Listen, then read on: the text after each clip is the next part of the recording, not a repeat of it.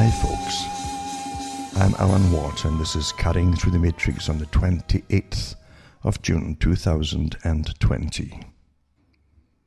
I hope everyone's coming through the chaos, the planned chaos that we're going through, intact as much as you can really hope for, because things are getting pretty nasty, of course, in certain quarters. And it's to be expected, naturally. There's a whole formula to what we're going through. And I've said before, we're living through a big script. So many times, we truly are living through a massive script. And it takes years to plan big changes, many, many years to plan them. As I've said before, I met people in the 80s who were involved with the far left. They like to portray themselves as really anti-war, but the real ones at the top of it all, the real core of it all, were really in for communism, pushing communism, and they blended even the early agenda with sexual orientations, etc., to get more and more members on board. And then they went into different ethnic groups to try to get them on board, disaffected groups and so on. So what we're living through today is a combination of all of those and more that were added on by those who run the world. And the people who run the world, I've often said, the top communists were always billionaires, always, even in the early days of the 20th century. That's what you find when you dig in deep enough. Some of them even had bank accounts, Swiss bank accounts, some of the most famous of them. It's well understood and declassified too. But we're living through, again, big changes, and don't think the communists are some separate group doing their own thing. I've always told you that there's only one really force at the top that runs all of this, all sides, and that's how you direct and shape the world. And again, you can't stress enough that Carol Quigley talked about it, that this is our group. And he was referring to, at the very least, he was talking on behalf of the Council on Foreign Relations. And he had taken over their histories of them, their archives, to update them and so on. He certainly understood what was going on. And the Council on Foreign Relations, an American branch of the Royal Institute for International Affairs, they literally are the globalists. They're the ones who plan the future. They planned world wars. They admit that. They need wars to change the world. And as long as they can direct the shape and the course of the wars, then they can bring us all to what they wanted, the outcome that they wanted.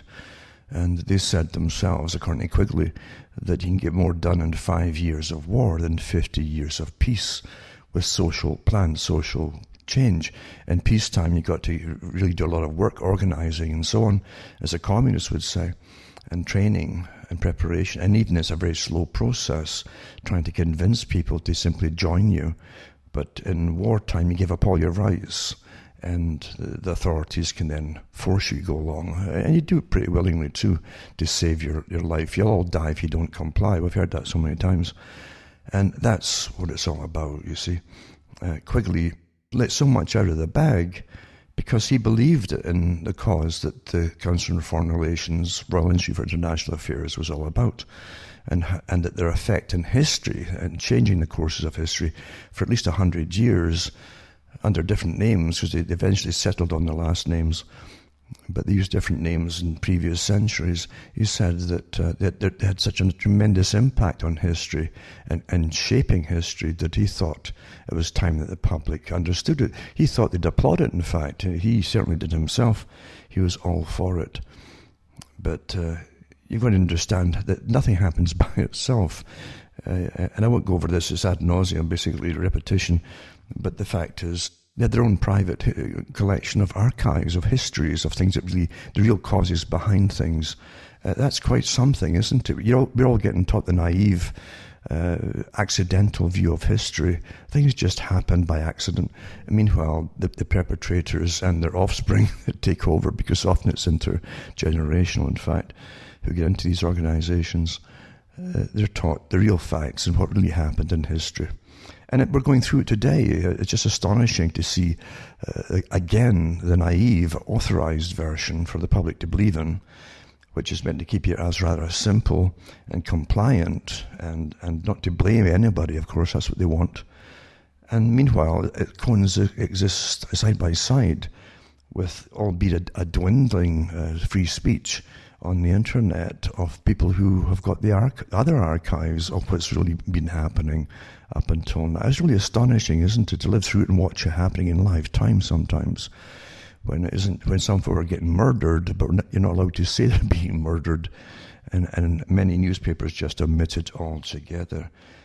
It's a fascinating time to live through it and actually see it and experience it, knowing that when we get out of it, the system that then evolves or is pushed out of it will have all this expunged, It'll be a seamless people's revolution during, coupled with a massive pandemic, they'll say. And that's what helped bring the changes about. Both of these things are false, because the pandemic was planned years before, at least the whole course it would run. And of course, the revolution too was waiting for the spike to happen. I personally think it was all coordinated together. I said before too, even with the China thing, with China showing us clips of folk just dropping in the streets, supposedly. And in a country that literally can censor everything in real time, they're really way ahead of some other places, some other countries.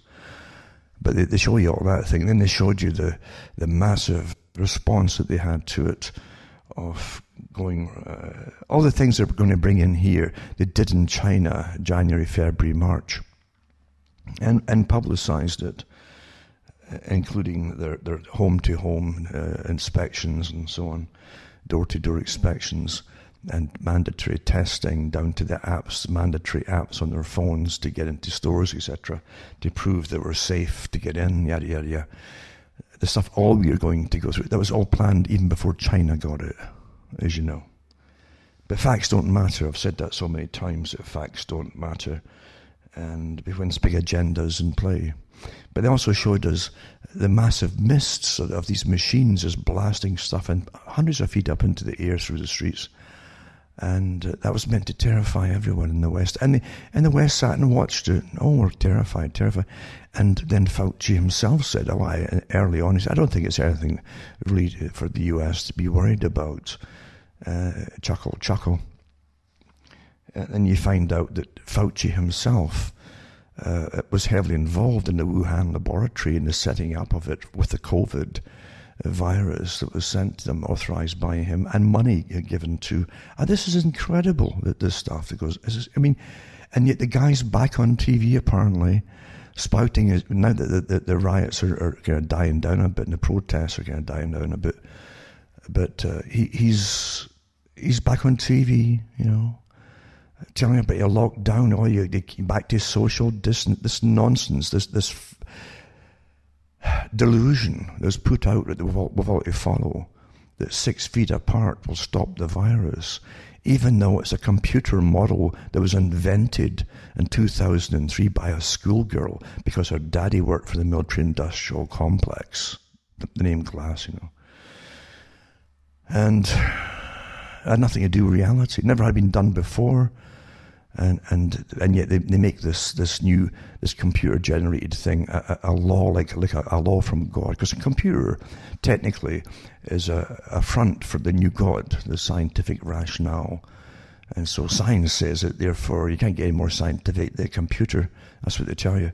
I used to have a tape recorder. It could give you better answers than the computer, but that doesn't matter, does it? Again, facts don't matter. You've all to behave in a very bizarre way as we go through the big revolution.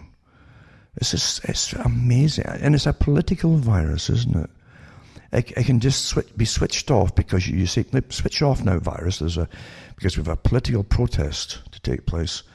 And even the folk that had us all locked down joining the protest, shoulder to shoulder, no 6 foot anything.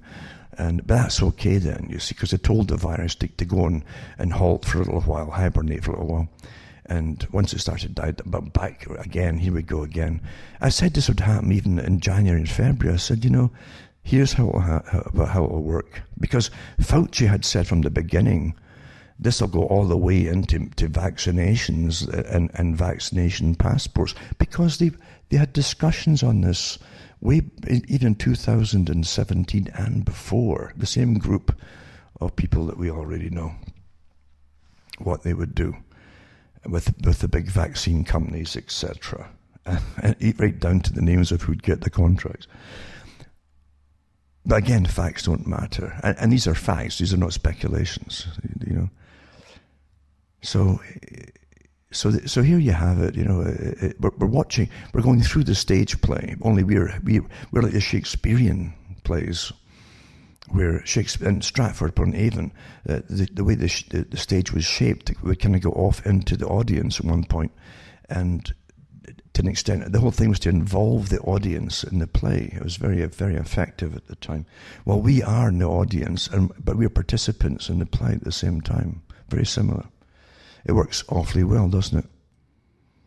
So Fauci said at the beginning that eventually you would have immunity passports, and you'd have to have vaccinations before you're allowed out again into society and mix freely in society or go to work. That hasn't changed. The tune hasn't changed at all. There was no consideration whatsoever at the beginning of natural immunity like you do get with viruses, with everything basically. It was all decided this vaccination program is imperative. Not just this vaccination, but every vaccination and every booster that they've got planned for you annually for the rest of your lives. I'm not kidding you. So this is an old agenda, but they brought it back in force this time. Quite fascinating to actually live through it, isn't it? And I thought at the time too, well, maybe China is on board being a globalist society and the model state for the world according to the CFR itself. Then maybe they're on board with it, and it's the whole public that have to be terrified of the planet. The whole population of the planet, I should say, should be terrified of it all. Maybe that's the agenda. Are they all playing their part in it? Are they? I think we're going through an awful lot of theatre right now. With top actors, you might say. That's what they call us all, mind you, if you're involved in anything to do with what happens in the world today, and politically or socially or whatever, you're an actor, according to the United Nations. But the real actors are the ones at the top who are front people, really. The ones at the very, very top, they're front people for this big global agenda.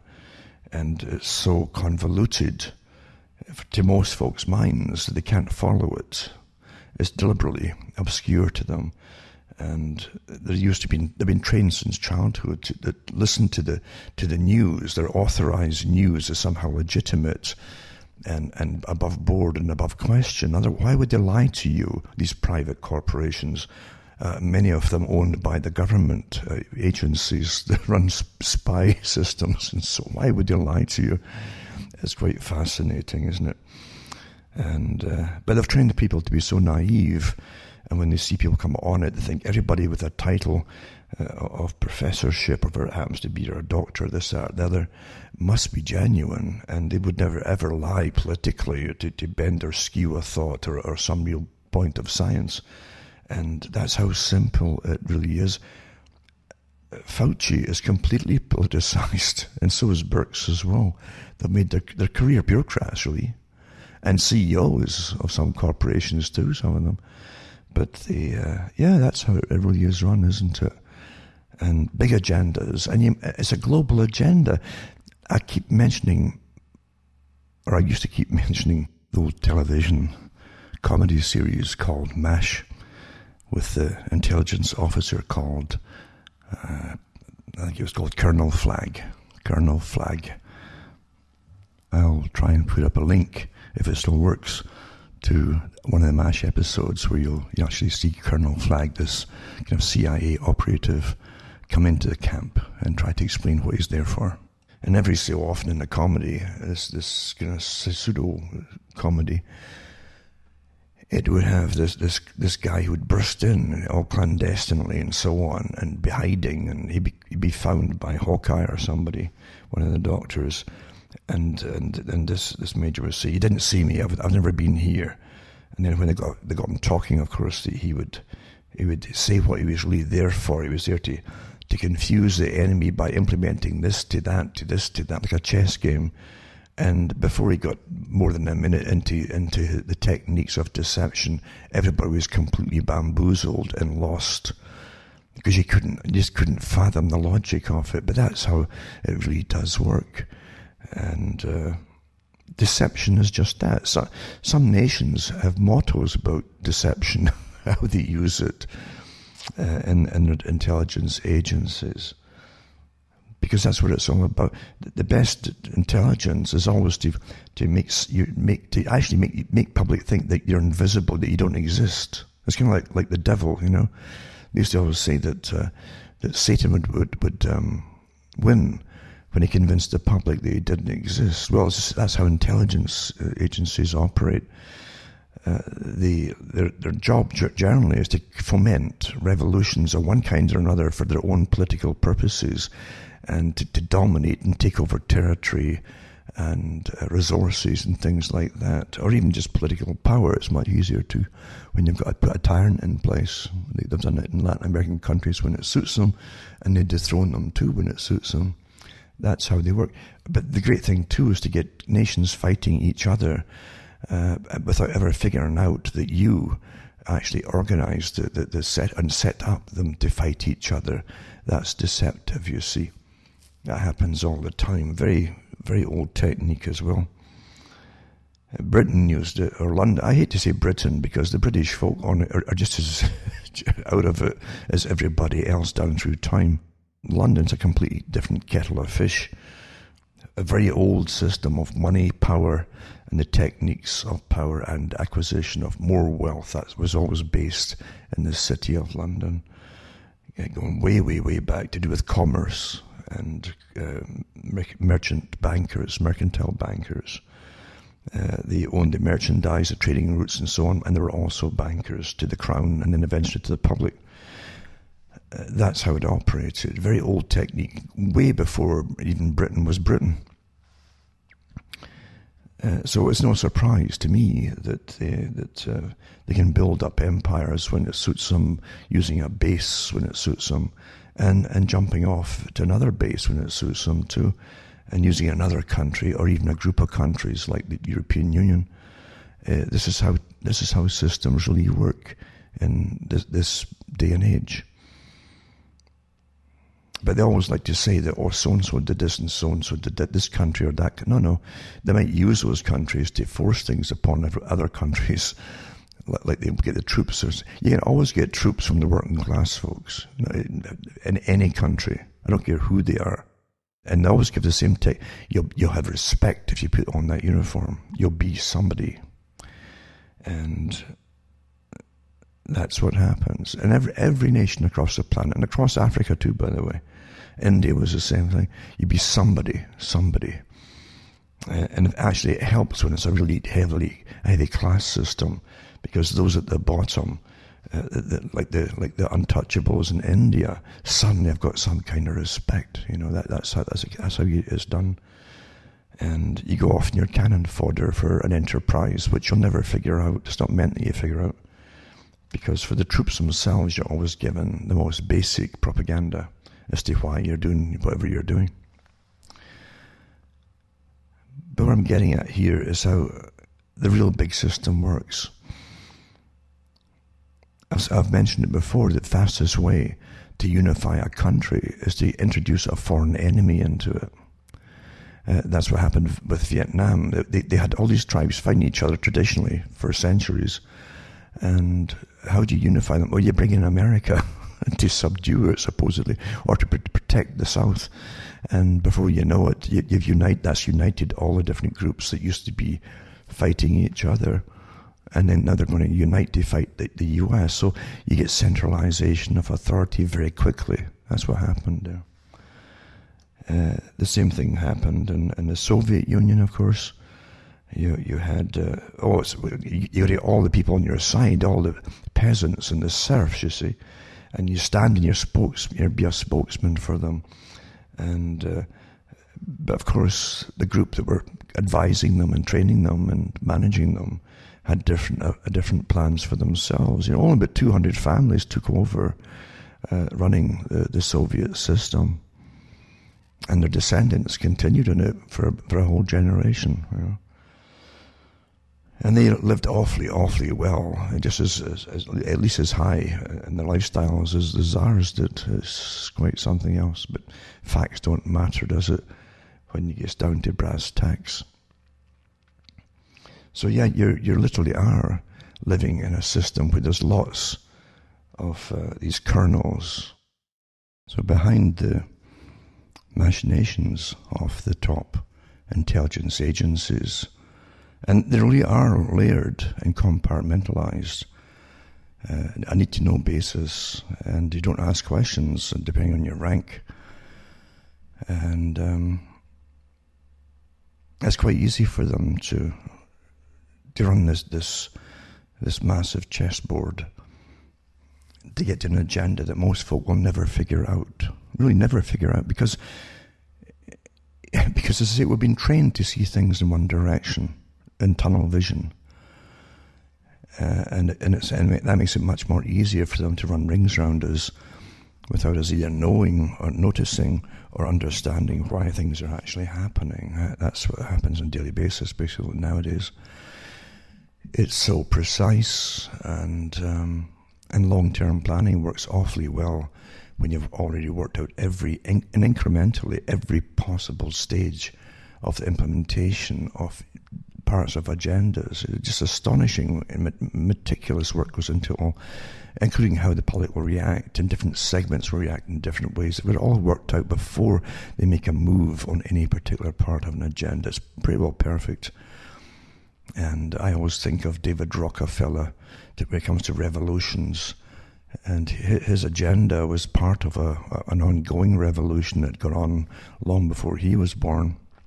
And he talked about it. David Rockefeller talks about the omelette. He says it's like an omelette, that the agenda itself that he was involved in, steeped in fact, his family too, were completely steeped in.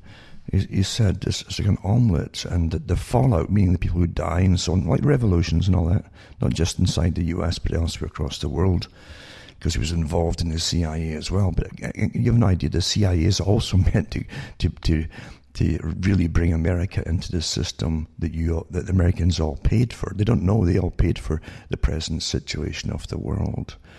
And once they paid for all and implemented it all and supplied the cannon fodder for all and the funding for all, then they must be taken down as well. I gave that talk back in the late 90s, that very talk, and here we are.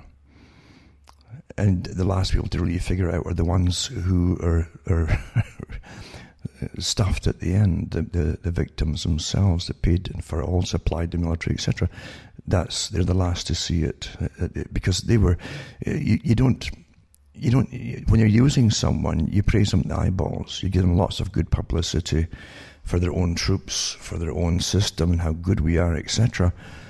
And even though the general public never really understand what's really going, or the reasons behind it all, of course you don't. What did America have to gain, for instance, by going after Iraq? Never mind the fact that they funded a lot of the modern system of Saddam Hussein. They funded it into existence, and then they take it down once it's used. It served its purpose, basically. But the average American couldn't figure out why should they, or Britain either for that matter, why Britain and America should be involved in taking down Iraq. That had nothing to do with 9/11.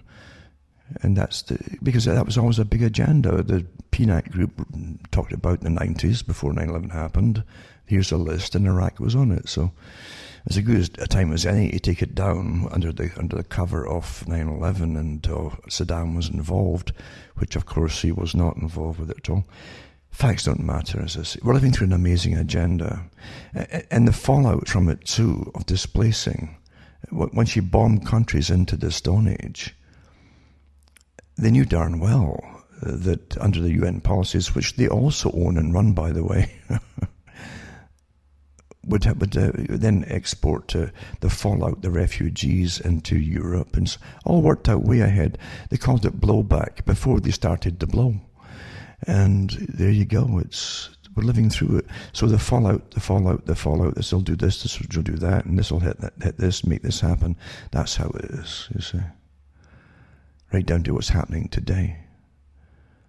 And look at throughout Europe and Britain even, lots of those people who came in at the time after 9/11, and refugees and so on since then, and they all, even though they had nothing to do with the war, a lot of them too weren't even in countries involved in wars, didn't matter.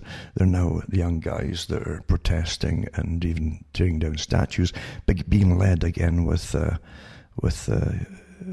very European-looking activist, and there's no mystery to that, to the different intelligence agencies that they work for. And they're multi-layered as well. You have to get to this one, to that one, to that one, to get to the boss of them all. But you'll always find the CIA at the very, very top, and the same foundations that Rockefeller worked for, or definitely worked for. He was the head of some of them, for at least the chairman of sometimes these organizations. But as he said, you can't make an omelette without breaking eggs. Breaking eggs is destroying societies. Breaking eggs is destroying lives and collateral damage abroad and at home. I hope you're getting the picture, huh?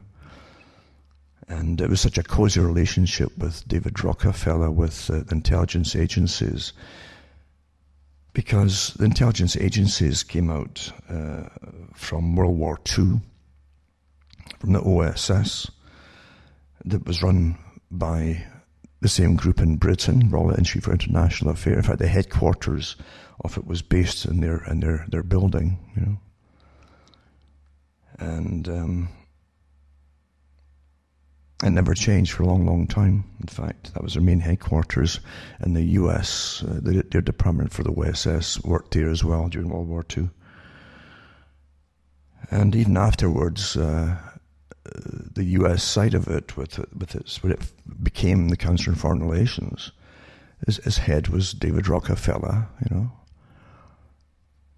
And often a lot of the different operations they had on the go had to go through some kind of bookwork and requisitions for money to get things on the go and working, and to speed things up. They said, some of them, I've read their memoirs, and so they used to go straight to David Rockefeller. He would come in and out of their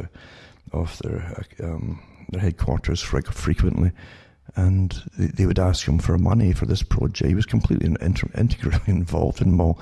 This great philanthropist, you see, with the big foundations that he owned, Rockefeller Foundation, that's still on the go today, still running the show basically for the US, and has already naturally got all the completely drafted agenda for coming out of COVID, which will take literally have no rights at all. You'll be a pincushion for vaccine companies, and you've got to be registered with all before you be allowed into this. This is where it's all supposed to go. CIA, CIA, CIA. Color revolutions, CIA. Huh? There you go. So I might touch on some of that tonight. And you have to get in. It's not conspiracy theory. It's only conspiracy theory to those who refuse to crack a book. And they don't crack the books from the a lot of these guys who worked as agents, you know, put so much in their memoirs, and it'd be classed as declassified stuff. Very few folk read that because it's kind of boring too, naturally, and folk aren't really involved in what happened in even the recent past, and that it still seems old to them, even though it's maybe 1960s, 1970s, 1980. It seems old to them, but really that's nothing in history. And it's important to know that kind of stuff to find out where you got from there to the present day. It's all important.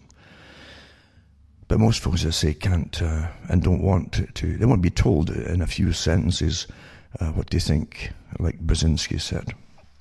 And unfortunately, it's here. And you do it, as I say, like Quigley said, you know, 5 years of war versus 50 years of peace and indoctrination. So here we are in our umpteen years of war, and then they brought in COVID with a complete lockdown, along with what's meant to appear as a revolution inside the nation. And it's all the appearances of that too. It's an organized, it's not just accepted revolution. It's been devised by the powers that really rule the US and the world. Not from the grassroots, but from the top. Absolutely, no doubt about it.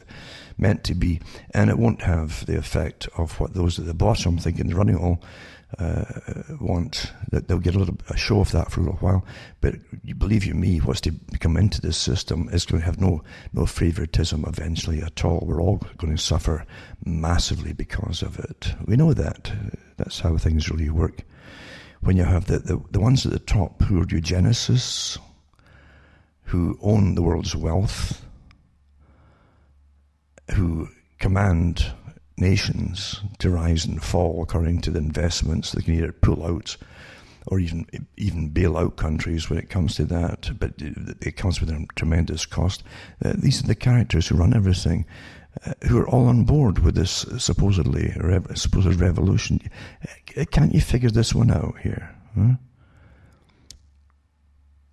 And there's nothing to figure out.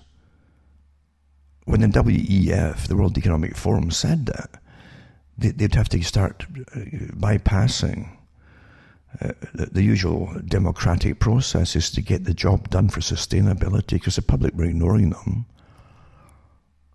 Well, here you go, bingo. How do you think they're doing it? And isn't it strange that this, what appears to be this anti-fascist Black Lives Matter movement, etc., all well-funded and well-organized, and you can trace the funders, you can trace the organizers too, and intelligence agents involved with them. But here they're pushing all that, and they're all involved with the same thing: population reduction. That's pretty well in their plans, actually, because you see, everyone's an enemy of nature, which is destroying the planet, and it's not good for sustainability.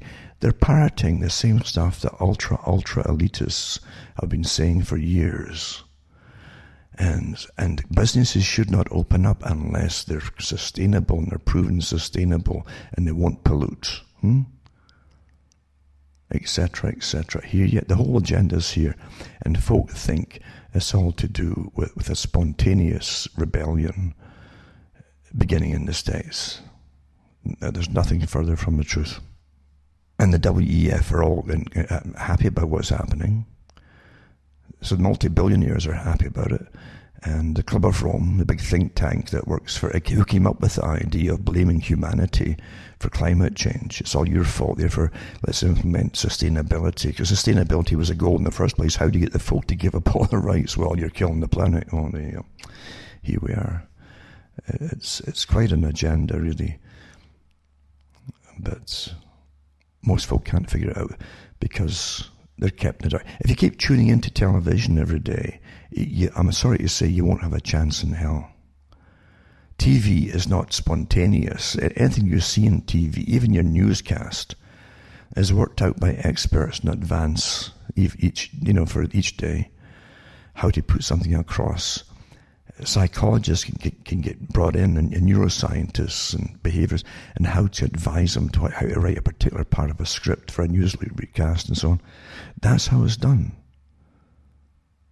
What to tell the public, what not to tell the public. There's more not to tell the public than tell them these days. Absolutely. Absolutely.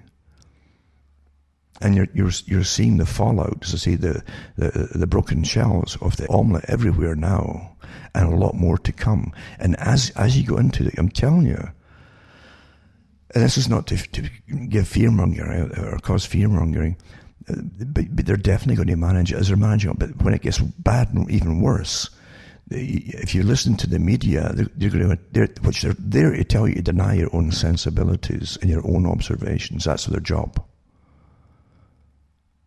To manage the chaos as we go through it, regardless of the fallout. They'll tell you that things are still just going along, and there's still folk protesting, and still this and still that, and the COVID's bad, blah, blah, blah. But they're not going to tell you any truth on anything. They have formats for every particular instance that can happen of terrorism even. You don't get terrorists now. Internally, you get folk who are mentally ill. That is the standard agenda. That's what you'll always be told, you see. And you're supposed to accept it. Oh, well, what could you do? Some people just go crazy all the time, and that's it, you see. I have to have a semi-plausibility for the public to swallow. And that's where we are today. But things are going to get worse in a lot of directions. And before I get into the subjects in any really deeper way at all, I'd like to just mention that I really go through the emails that I get sent from all over the world, from people who give their opinions on what they see personally. See, that's real history in the making as it happens. That's the only way it can be real history, is what you see and experience yourself. Not what you'll read in 10, 20 years' time, but when it's all been cleansed and filtered and authorized and so on. That's always how it really is in the Western societies. So you have to keep note of things, but it's good to share it, of your own personal experiences. No one is little. There's no such a thing as a little person in this world. We're all just equally important, believe you me, when it comes to getting through this system that's insane at times, and sharing what you're noticing and experiencing as we go through chaos, planned chaos, and putting your own thoughts to it, because that's, as I say, that's what matters, your own interpretation of your experiences and what you see. So keep sending information to me, because it truly does, it opens up a world. And that's how you can connect things when you see the same things happening across the planet about the same time, in sequence too. Different kind of incidents that will happen across the world at the same time. That doesn't happen accidentally. Of course it doesn't, this organization. And I think it's important too for folks on mental health to share what they know, because I've said before, the hardest thing in this world, the hardest thing, if you understand, you don't have to know everything or understand everything, but understand enough of how the world is working in a world where you're not meant to be able to think outside the box. You've been kept in the dark, so to speak. You've been trained to stay in the dark, so to speak. And that's what Bertrand Russell said too. He said education, according to Fichte, was meant to keep people dumb, actually, and make them dumber. That was the intention of it. He was all for that, of course, except for the elite class. He said that himself. Two kinds of people eventually: the elite class and the rest of the public. And the elite class, they said the differences would be like two different species of animal, basically. That's what he said in his own books, Lord Bertrand Russell. Again, another lord that played this strange left-wing agenda, because left-wing is the agenda. It's much more efficient, because you can folk can't argue with you under democratic rights. You just tell them what you're going to do, or else, and that's it. So, anyway, that's what we're living through today, is a system, an amazing system, very long-term, and much of it was planned before you were born. Definitely the conclusions were all mapped out as to where they wanted to take the world, and we're rushing through it right now. So yeah, just keep sending me your emails and let me know how things are happening. I'll tell you something that's comical too. I've noticed this for years. I would do talks, and within about 3 days, I'd start to get emails coming back to me with links to stories I should look up and look into, and these were the ones that I'd put out in the first place. It just happens. It still happens, yeah. And folk hear, because they'll hear other folk grabbing the stuff and repeating it, you see, and putting it up, and then they send it back to me in a circular thing. And if they don't realize that I put it out before, the rest of them was where they came from. I don't mind that at all. At least it shows you the speed that things can get around and information can get around. And occasionally you get a chuckle too, because recently someone in the States had told me that there's a guy, there are ways that you can actually get shows, radio shows, on your phone, apparently. You can, as long as you get the phone, you can listen into it through your phone, even landlines, if you can dial them up, some of them. And you can hear shows. And a guy had been listening to shows, and he thought this guy was pretty good, And eventually, I kept forgetting the name of the fella, but eventually he got in touch with me and he said, this is his name. So I looked the guy up. And this fella in the States had listened on the phone, you see. And the reason he listened on the phone is because he's Mennonite. And they're not supposed to, they go any higher than a phone line, basically, for technology in the particular group that he's in. Anyway, I looked in it, eventually got the guy in his website and all the rest of it. And he was doing my shows verbatim every week. This fella, without ever mentioning where he got all the information from. And I guess what he's using is now they're using programs that can literally take your talk and I'll put it instantly into the printed word, and he would read it off his computer. But it was verbatim of my shows, right down to when he said, I think last week, the week before, oh, it's going to take longer this week, probably 4 hours. This is when I went to 4 hours each talk I did, verbatim, without ever mentioning where he got this stuff from. So I was getting this circular stuff of my own links coming back via his stuff by people who'd listened to it and sending it back to me. Quite amazing, isn't it? So that's how things work. Yeah. So I'll wait and see if the guy gets the word to perhaps either be a bit more decent or send a few bucks my way, because I'm doing all the work for him, you see, and others as well. And he'll probably never get a penny from him anyway, but at least he should have the decency to see where he got it from. That's a rather low-handed. That's the kind of society we're in, you see, where everything's so corrupt and there's no decency left in people. It's true, isn't it? We are at the end of an era. There's no doubt about it. It's everywhere you look, where governments are totally corrupt, and they have been forever. It doesn't matter it doesn't matter how you make government. Corruption is in society, especially in an atheistic society. I'll get hammered for saying it, but it's the truth. Because in atheism, you aren't even taught as a child moral rights and wrongs. It's just not there. In fact, in modern society and pure materialism, it's getting to the top that's worshipped. You understand, the so-called celebrities you're taught to worship. Would you actually follow them if they're on $15 an hour? Would you? Of course you wouldn't. But you worship them because look at the fame and money they've got and yada, yada, yada. That's why you do it. Well, with that attitude, how can you have rights and wrongs and fairness in society? You can't. Of course you can't. But it's right down to the bottom level, like I've said. Folk will just use your stuff right down to verbatim. Right down to the 4 hours I put out, and copy it and then they regurgitate it verbatim, word for word, line by line, without changing it. And I never say where it really came from. But that's what we're living through today. It's quite a society indeed. And it wouldn't matter if you had 10 revolutions, because folk have it built into them now without any restrictions, that you get to the top of your career or whatever it happens to be, just get to the top. There's no rights and wrongs, there's no moral codes, as I say. That's how it is. And so it will always be corrupt, unfortunately. It really will. And the truth of this world, with this intelligence agencies running this show, is that everything that's happening today was planned before you had the intelligence agencies to implement it all covertly.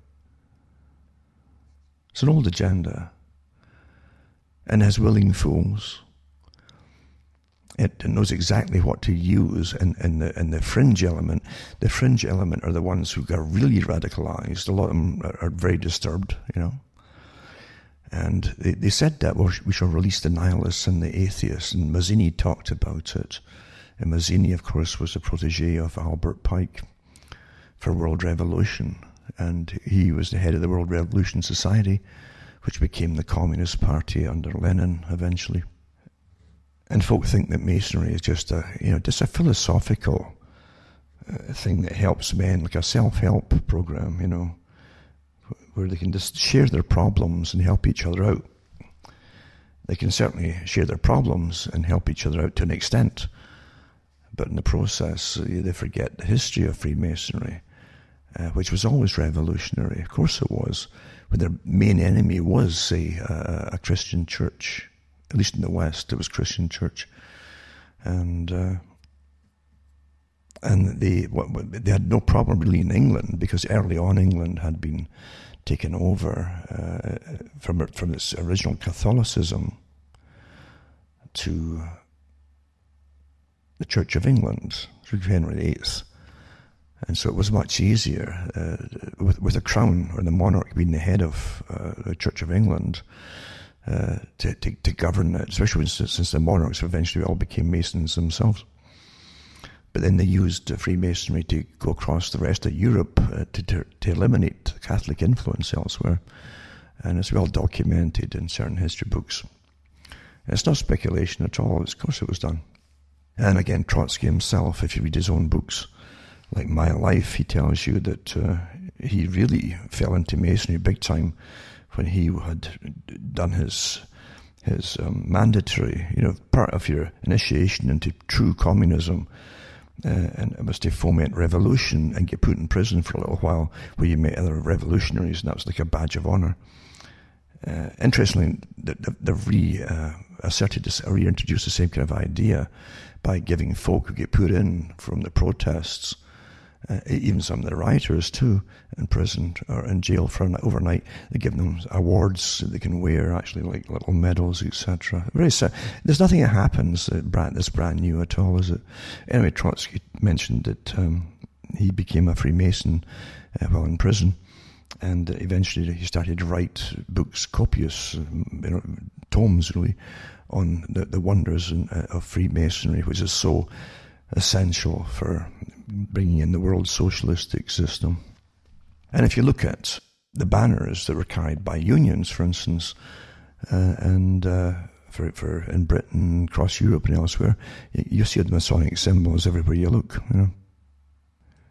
Antifa itself, as part of the doctrine by the founders, was to communicate with symbols, if you understand that. Starting with the fist, which of course was the communist one, but starting with the fist, and then a whole bunch of other symbols too, as a form of communication that would go over the heads of people who were just studying them. So before I go into this again, remember you can go into cuttingthroughthematrix.com website and help yourself to the shows that are put up there. I hate calling them shows. They're not really shows. They're always talks. Because a show smacks of entertainment, doesn't it? And I don't do entertainment these days. So help yourself to that. You'll learn an awful lot. Most folk do that. You'd be surprised how many folk are using that. And there's even some folk making their livings of it. But you'd help me out by buying the books and discs at cuttingthroughthematrix.com, and I've got stacks of them printed up recently. And as I say, this stuff's going out, and it'll take a while to catch up. Not too long, hopefully. So be patient, as we're all being taught to be patient. We can't get what we want immediately anymore. And up here in Canada, by the way, where I am, you can't even get yeast in the stores for bread. Well, the bakeries, they are still getting it because they churn out their loaves and so on. There's no shortage. But I don't live in a city. I'm outside. And there are no stores around me to buy bread, so I make my own bread. But you can't get yeast now up here. Quite some. So as I say, go to cuttingthroughthematrix.com website, buy the books and discs, and help me take a lot. You can donate to me too. You find out how to do it. And cash is fine even, and checks are fine, and PayPal, etc.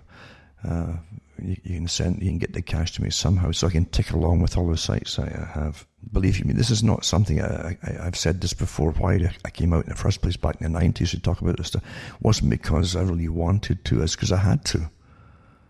I saw what was going to happen. I could smell it. I knew it. I listened to what was called the alternative media at the time on the radio, but then, and I realized that they were right in some of the things, but the so-called Patriot Radio had no idea the big world agenda. And so I came out to explain to them what was really happening. And I kind of rocked the boat a bit because, again, intelligence agencies tend to run all sides of everything. They really do. This is not speculation. And I went through the history of even radio, shortwave too, where the CIA had funded up some Christian organizations back in the 60s to combat the influence of communist broadcasting. And so it made sense at the time, but they never let go a lot of this stuff. You got to remember that too. And it's still the same today. But I came along and kind of rocked the boat by eventually showing that what was really happening. I came out with the CFR's agendas, the world agendas and so on. And much, much more. And the other ones that existed that were kind of authorized had to start following me for a while. And I did rock the boat, there's no doubt about it. And I had the usual offers to get on board, etc. But I didn't do it. So yeah, you'll suffer for sure, but you have to do the right thing in life, even if it's only for yourself. You really do.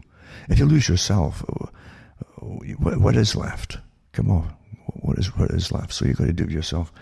And by doing it for yourself, hopefully you do it for enough people that are decent out there, decent, good people. And there are decent, good people out there, lots of them. They're generally isolated. And just like I say, you live inside your head, because it can be unsafe at times to talk to people around about you who are perfectly well indoctrinated, and their indoctrination has worked on them, you see.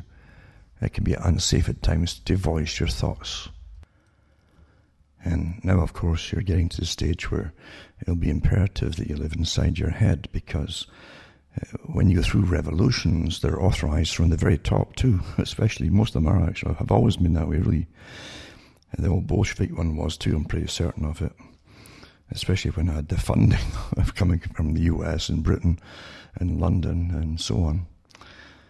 But it eventually becomes rather ruthless, and the new dogma is a religion. It's always is a religion, basically.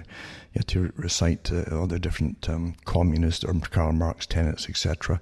And the children had to prattle off at school. Mao Zedong in China had the same thing, the little red book for the Chinese children. You might see some clips today, if they're still up there, where you see the school children waving their little red books, chanting it in unison, verse by, just like a Bible, you see. And that's what you get. You have to prove your loyalty to this new system. And socialism demands complete loyalty. You're given no choice in it at all. You have to be one of them or not at all. And if you're not one of them, you're dangerous. And even if you are one of them, you often can't prove it enough for them. You have to keep being so politically correct. And the virtue signal, I call it preening, because you're going to preen just like a big bird, in front of the other birds, and they preen themselves and stick out their chest to show how beautiful they are. And that's what you see today. That's what you see with all revolutions. The ones at the top want attention. They eventually fight each other for attention. But as people pull out of it too, sometimes you find that if it gets into a slaughter stage, which revolutions unfortunately often go into, especially when the governments are allowing it to happen, the people start to get really cocksure themselves. They really think they're the bosses. They really do. And they can go rather nasty and berserk. But you'll find too that people get fed up with it too, that say their own kind of lockdowns, as an example, in barricades or barricaded areas like they had in France in the past, and their revolutions, and they did a few of them, or in the States at the moment, their autonomous areas, as folk get fed up with it and try to pull out, or the shootings and the side get worse, or whatever it happens to be. They can turn on them, the ones who are more adamant, and the leaders can turn them viciously for as traitors, you see, for not going the whole way and suffering with the rest, etc. You've got to suffer in these religions, that's part of it. But you always suffer for the good of all, the greater good of what's to come, you see. And if old David Rockefeller was alive today, he'd be glorying it, and he'd be absolutely bathing in what's happening today, because he and the CIA and the organization, CFR, that he belonged to. And don't forget, the CFR is also, just like any other intelligence agency, it's literally, as I've said already, it's compartmentalized. But the ones at the top have a better understanding of where the world's supposed to go. And they always get their own cash out way, way before any financial crashes or changes in regimes. And they're told where to put it, which is guaranteed to be okay. Because the ones at the top are the ones who are financing revolutions, etc. It always works out that way. But nothing really is ever as it really seems. It really isn't as it seems. We've lived through years of them going through ideas of getting us to stop having children. They're quite open about it now. In fact, I've done lots of talks on that too.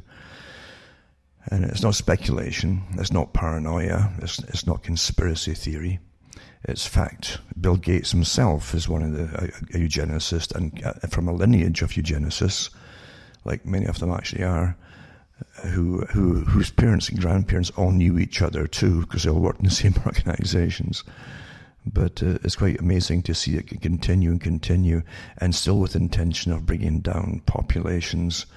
And folk always think, well, we're not breeding much, so they don't mean us. No, the West was the first ones that they tried all this stuff on.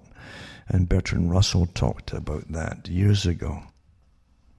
But we do live in an amazing system. It's a maze. That's why it's amazing. There's so many different directions it goes off, and dead ends, etc. Very well designed, of course, but if you designed it from the top, from above, you can see it's easy to find out what it's all about. The general public are not supposed to be able to think their way through certain things, and even what they want you to think through is they've got all kinds of diversions along the way to drag you here, there, and everywhere, and in all kinds of directions. There are dead ends, or until you give up, or else you sound crazy. And counterintelligence is very effective, and what they've done for years is put out people with incredible stories that would take you off into the bizarro. Although the world is bizarre enough, mind you, all of this is bizarre. What we're talking about is bizarre, what intelligence agencies get up to. But of course, they've also used people to come in and make stars out of them that will drag you off into La La Land. And then, of course, if you stick to the basic facts, they'll compare you to the ones in La La Land and actually say, oh, you're one of them that believe in blah, blah, blah. Part of counterintelligence. It's very effective. And even if you expose some of the characters, they'll say, well, they put out some good stuff too, you know. Folk like them. They like them. So they put up good stuff as well, though. It's not all, you know. Say, yeah, but that's the poison. You know, you take 95% or 98% of the facts that are churned out. They grab that stuff, then they add the 2% poison until it ridicules all the rest of the true information. That's how it works. Very, very. Do you really expect of such a powerful organization that boasts, like the Council on Foreign Relations is one example. Don't forget, too, the same organization that created them, created the Trilateral Commission. It's all one big club, you see, and many other specialized branches as well, including the think tanks that then supposedly advise governments what to do in different kinds of policies, all kinds of policies, and social policies, and military policies, and so on. It's all one big club. They're all related, all these characters, to the same clubs. But that's how you run the world. You don't let things happen that's outside your control. That's the beauty of them, really, in a sense. It's macabre and it's sardonic as well, and rather evil, you might say. But when there's an old technique to why let things happen by itself? Why would you let true revolution happen by itself by just ignoring it until it bursts out?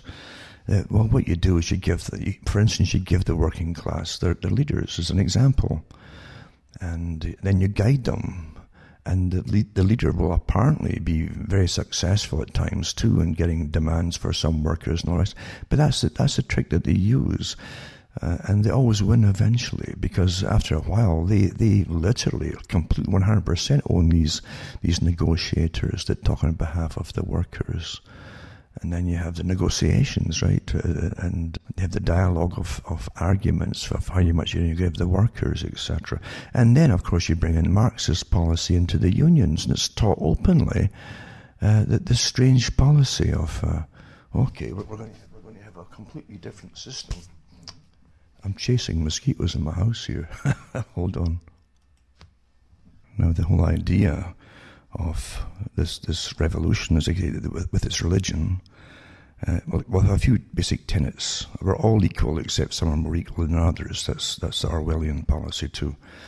And that's what you find right off the bat. Some are more equal than others, and that's what you've been told now, And those who disclaim are going to have been persecuted in the past so much should be ruling over the rest now as a form of punishment. That was also promoted through the United Nations and these so-called healing circles that they had in South Africa. I used to watch that. And you would see people who, in different tribes as well, and different factions within different segments, and very tribal in Africa. And very ancient anger, hatreds for different things that happened in the past between the different groups, etc. Even families that were really big families were really, in a sense, tribes. But you'd have these talks, these circles, and they'd argue out who had done injustices to whom, and what they would do about it, and so on. And it never worked out very well at all. It really didn't, because they tend to bring out the hurts of the past even more so by airing them again and never coming to any agreement, really. But they never stopped trying it. So you're seeing the same thing happening in the West as well, because it's the same C.I.A. type organization with a color revolution that's managing this one inside the States. It's rather evident. We float through society. We float through time, our own time, in a little bubble in our existence for so many years on this planet. We float through. And most folk, again, are so concerned about just surviving in their little bubble with however much they can get. If they're ambitious, they try to get a big bubble and be above all the rest of the little bubbles. But a lot of folk just get by with maybe a family or themselves even, and try to have a little bit of security. They're not too ambitious. And they're often very nice people because they're not ambitious. So ambitious, they don't want to dominate anything. But they have a hard time existing as well, because everything that matters in life is outside your control. Invisible people whom you never even know. You don't even know if they exist, actually, but you'll never meet them for sure. Run economies. They run the value of your currency day to day, and how much your currency is going to buy, how many tins of beans it'll buy this week compared to last week, because it goes up and down, and you have no say in the matter at all. It's like magic, because it is magic. It's not based on any reality anymore. It's been completely commandeered by those at the top, but they go through their lives hearing little bits and pieces about colour revolution. It doesn't really make much of an imprint in them, because if the media doesn't tell you to really now stop now and think about this and make a big deal, then they won't, because they do expect, like Brzezinski said, the media to do their reasoning for them. That's how bad it is now. That's what they came to expect it, and it has happened. And the media doesn't tell them to be. I can remember when they made a big deal with a prostitution ring in Africa. I can't remember if it was Nigeria where it was, but it was young girls that were getting really grabbed and put off as slaves somewhere else and sold off. And we're all told to be so concerned about it, so concerned about it. And it was a mantra in the papers for a few weeks, maybe even months.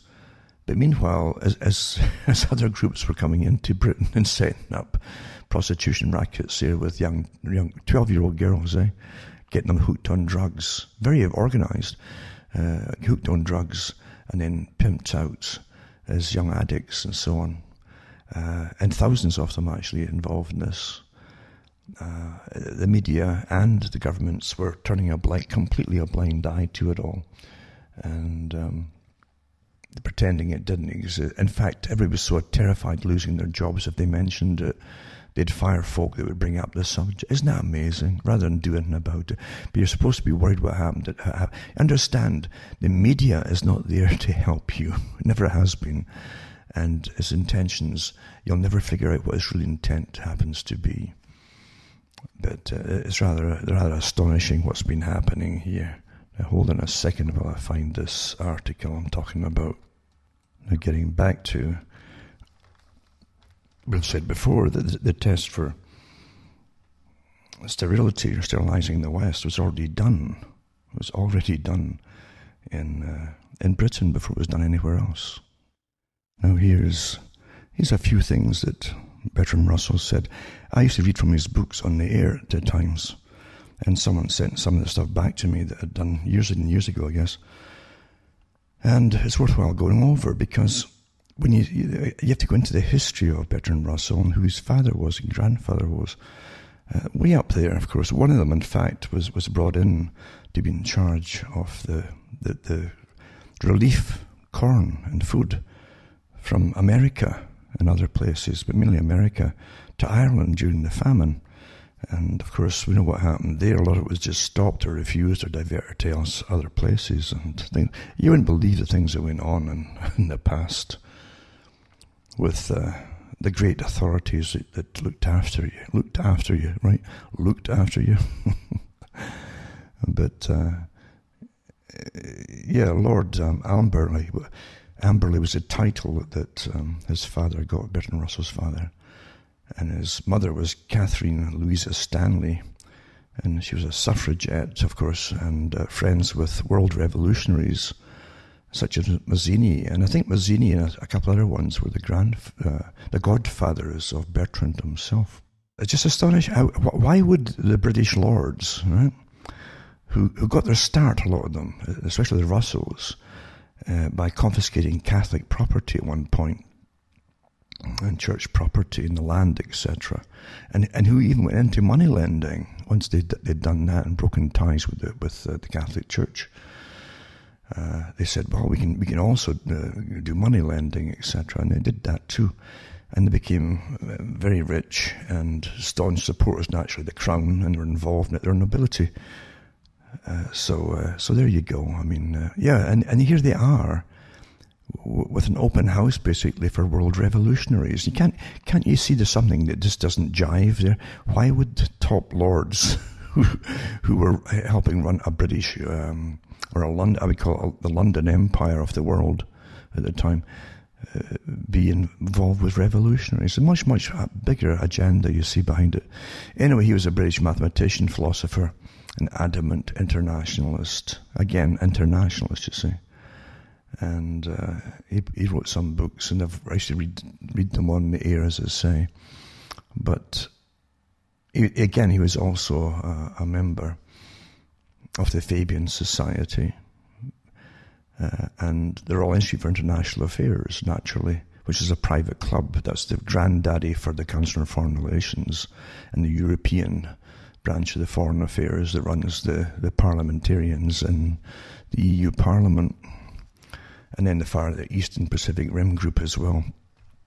I've been through the history before. But anyway, here they are involved in all these things that we'd think are the opposites of what they're actually up to. But no, they run all sides of everything, you see. And what he said, Russell, is his scientific societies are as yet in their infancy.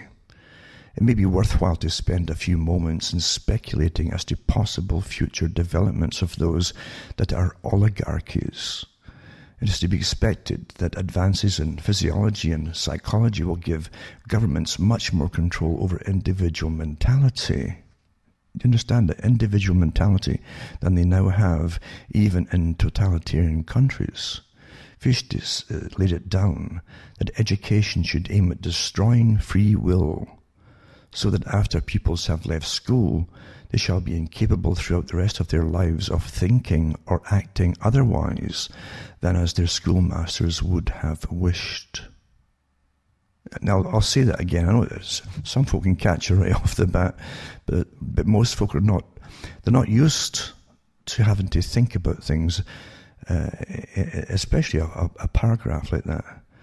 They get little bits and bytes of statements from newscasters, and that's all they're supposed to ever dwell on it, as long as the newscaster is talking. Don't even remember his last sentence. It's done in such a way. So here, scientific societies aren't yet in their infancy, right? And this is maybe in the 1950s he wrote this one.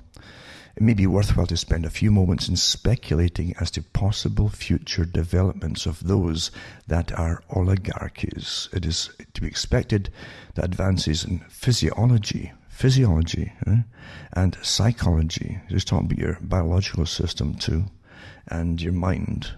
Two things here. Will give governments much more control, right?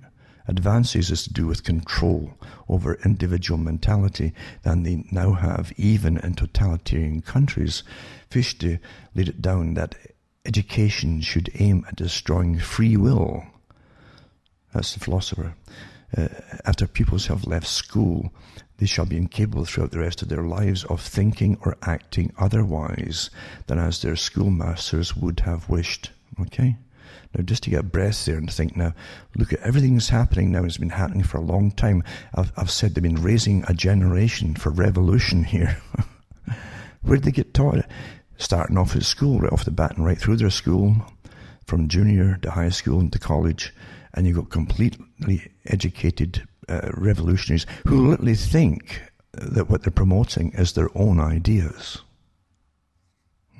Think about it. But advances, you're talking about sciences and scientific advances in your physique as well, by the way, physiology, right? Look at the shape of we're changing, folks. And psychology, right? Yeah, much more control over individual mentality.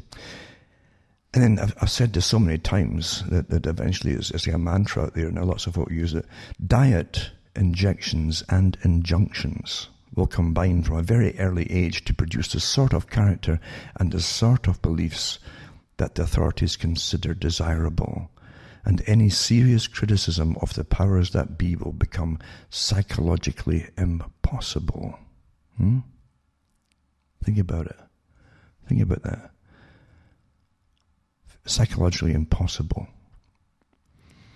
And then it says, gradually by selective breeding, the congenital differences between the rulers and the ruled will increase until they become almost different species.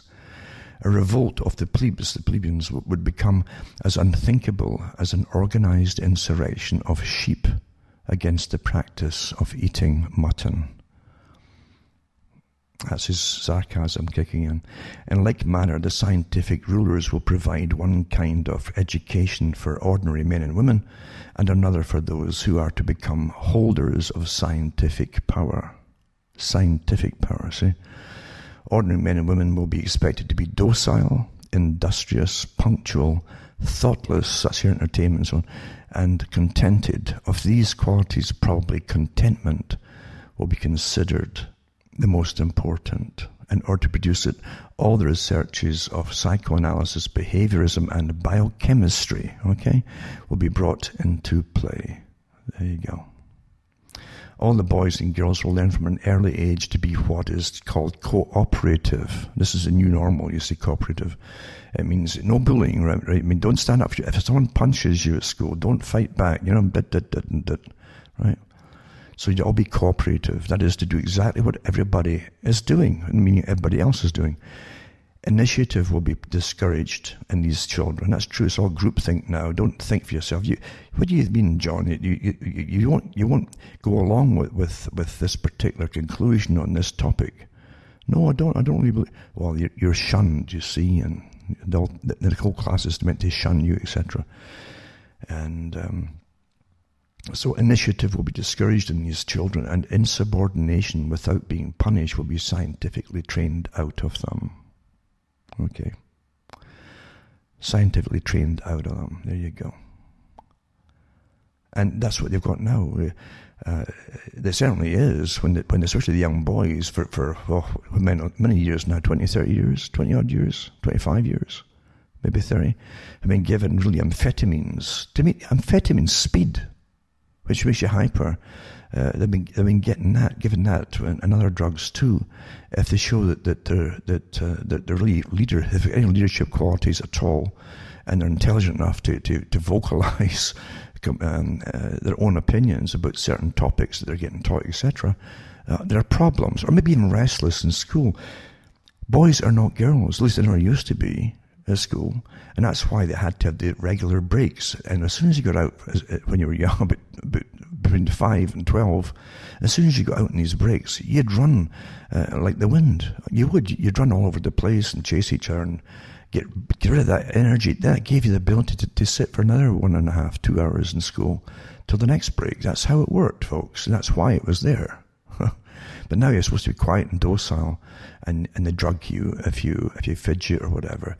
And that was all intentional and nothing to do. And all these fake and new diagnoses that came in were all literally that, fake, run by the Psychiatric Association and drug industry, with a much bigger agenda in mind, folks. Of course it was. So you'd all learn from, all the boys and girls would learn from an early age to be what is called cooperative, to do exactly what everybody else is doing. Initiative will be discouraging these children, and insubordination without being punished will be scientifically trained out of them. Second, as regards population, if there is not to be a permanent and increasing shortage of food, is Malthusian, you see, agriculture must be conducted by methods which are not wasteful of soil. An increase of population must not over or outrun the increase in food production, rendered impossible by technical improvements. Okay?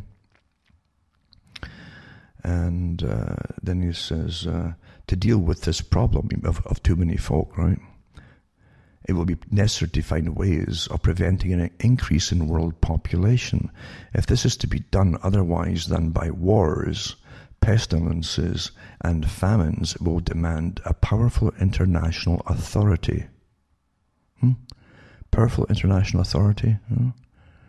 And that's WEF prattling on about this too in the Club of Rome, and same thing, eh? We need a powerful international authority. And they've already said in the last meeting for the climate change agenda, you know, the climate conference, they had conference of parties, like to call it. They said that it's time now to go the next step and start demanding that we reduce the population, like mandatorily. Like who can breed and who won't breed. That was an old agenda, but these are always you. The same agenda hasn't changed. That's why it's old and new always at the same time. It says this authority should deal out the world's food to various nations in proportion to their population at the time of the establishment of the authority. If any nation subsequently increases its population, it should not on that account receive any more food. The motive for not increasing population would therefore be very compelling. What method of preventing an increase might be preferred should be left to each state to decide. Now, let's say you are going to see mandatory and definitely promoted famine of some kind or another. That's part of what we're going through now. This isn't just a Black Lives Matter thing. This is also the COVID idea, the World Health Authority, the CDC in the States, all these different organizations that really are part of the intelligence agency. And they're going to make it, you're going to see rationing. You will see rationing. So they want a global organization. They'll be in charge of all the food of the planet. There you go. This is, and each state each country is interested. So it's the same agenda written in the 1950s and became a part of the Agenda 21 for the 21st century and 2030, etc., etc. It's the same agenda, isn't it? Something, eh? He also said, our members who are so important that for their sake we should patiently permit the state of affairs to come about, surely not what then can we do. Apart from certain deep-seated prejudices, the answer would be obvious. The nations which are presently increasing rapidly should be encouraged to adopt methods by which in the West the increase of population has been checked. So I'll say that again.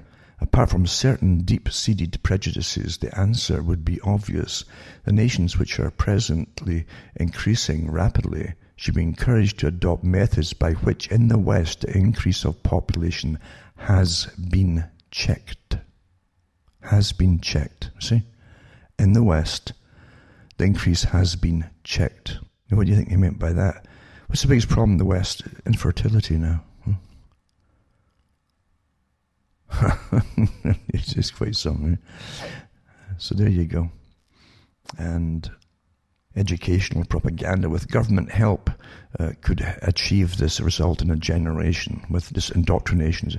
There are, however, two powerful forces opposed to such a policy. One is religion. The socialists always have to destroy religion because it makes you think, I've got rights from God, not from you. And says the other is nationalism. He says, I think it is a duty of all who are capable of facing facts to realize and to proclaim that opposition to the spread of birth control, if successful, must inflict upon mankind the most appalling depth of misery and degradation, and that within another 50 years or so. So degradation within about 50 years or so, he says. So there you go. So it says, again, I think it is a duty of all who are capable of facing facts to realize and to proclaim that opposition to the spread of birth control, and birth control to abortion as well, if successful, must inflict upon mankind the most appalling depth of misery. You must all be taught that the whole world is going to be awful if there's too many of you, basically, and that within another 50 years or so. So it's all been done about the year 2000, and we're not all crammed together. Most of the European population it's not even quite stable, but it's mainly through mass migration. So you're thinking you're doing good by not having children. Well, it's not good enough. No, now we've got to bring people in. So you can't win. You understand? There's another agenda behind all of this.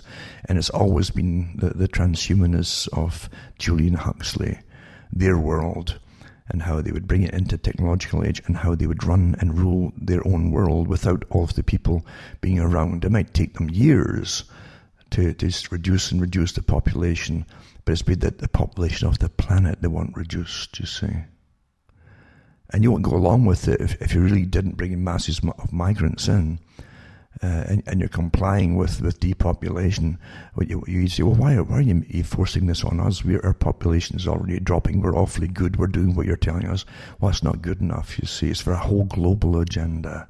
And then you seem to be overrun with too many folk in your own countries only because of mass migration. You must feel that this is the whole world. It's not the whole world. It's forced to be upon you as though it is the whole world, and you go along with it, you see. He also said here that I do not pretend that birth control is the only way in which population can be kept from increasing. There are others which one might suppose opponents of birth control would prefer. War, as I remarked a moment ago, has hitherto been disappointing in this respect. And it's got what I said before. That's what it's taken from one of my talks. It says, I'll repeat that for the harder thinking. That's what I always say.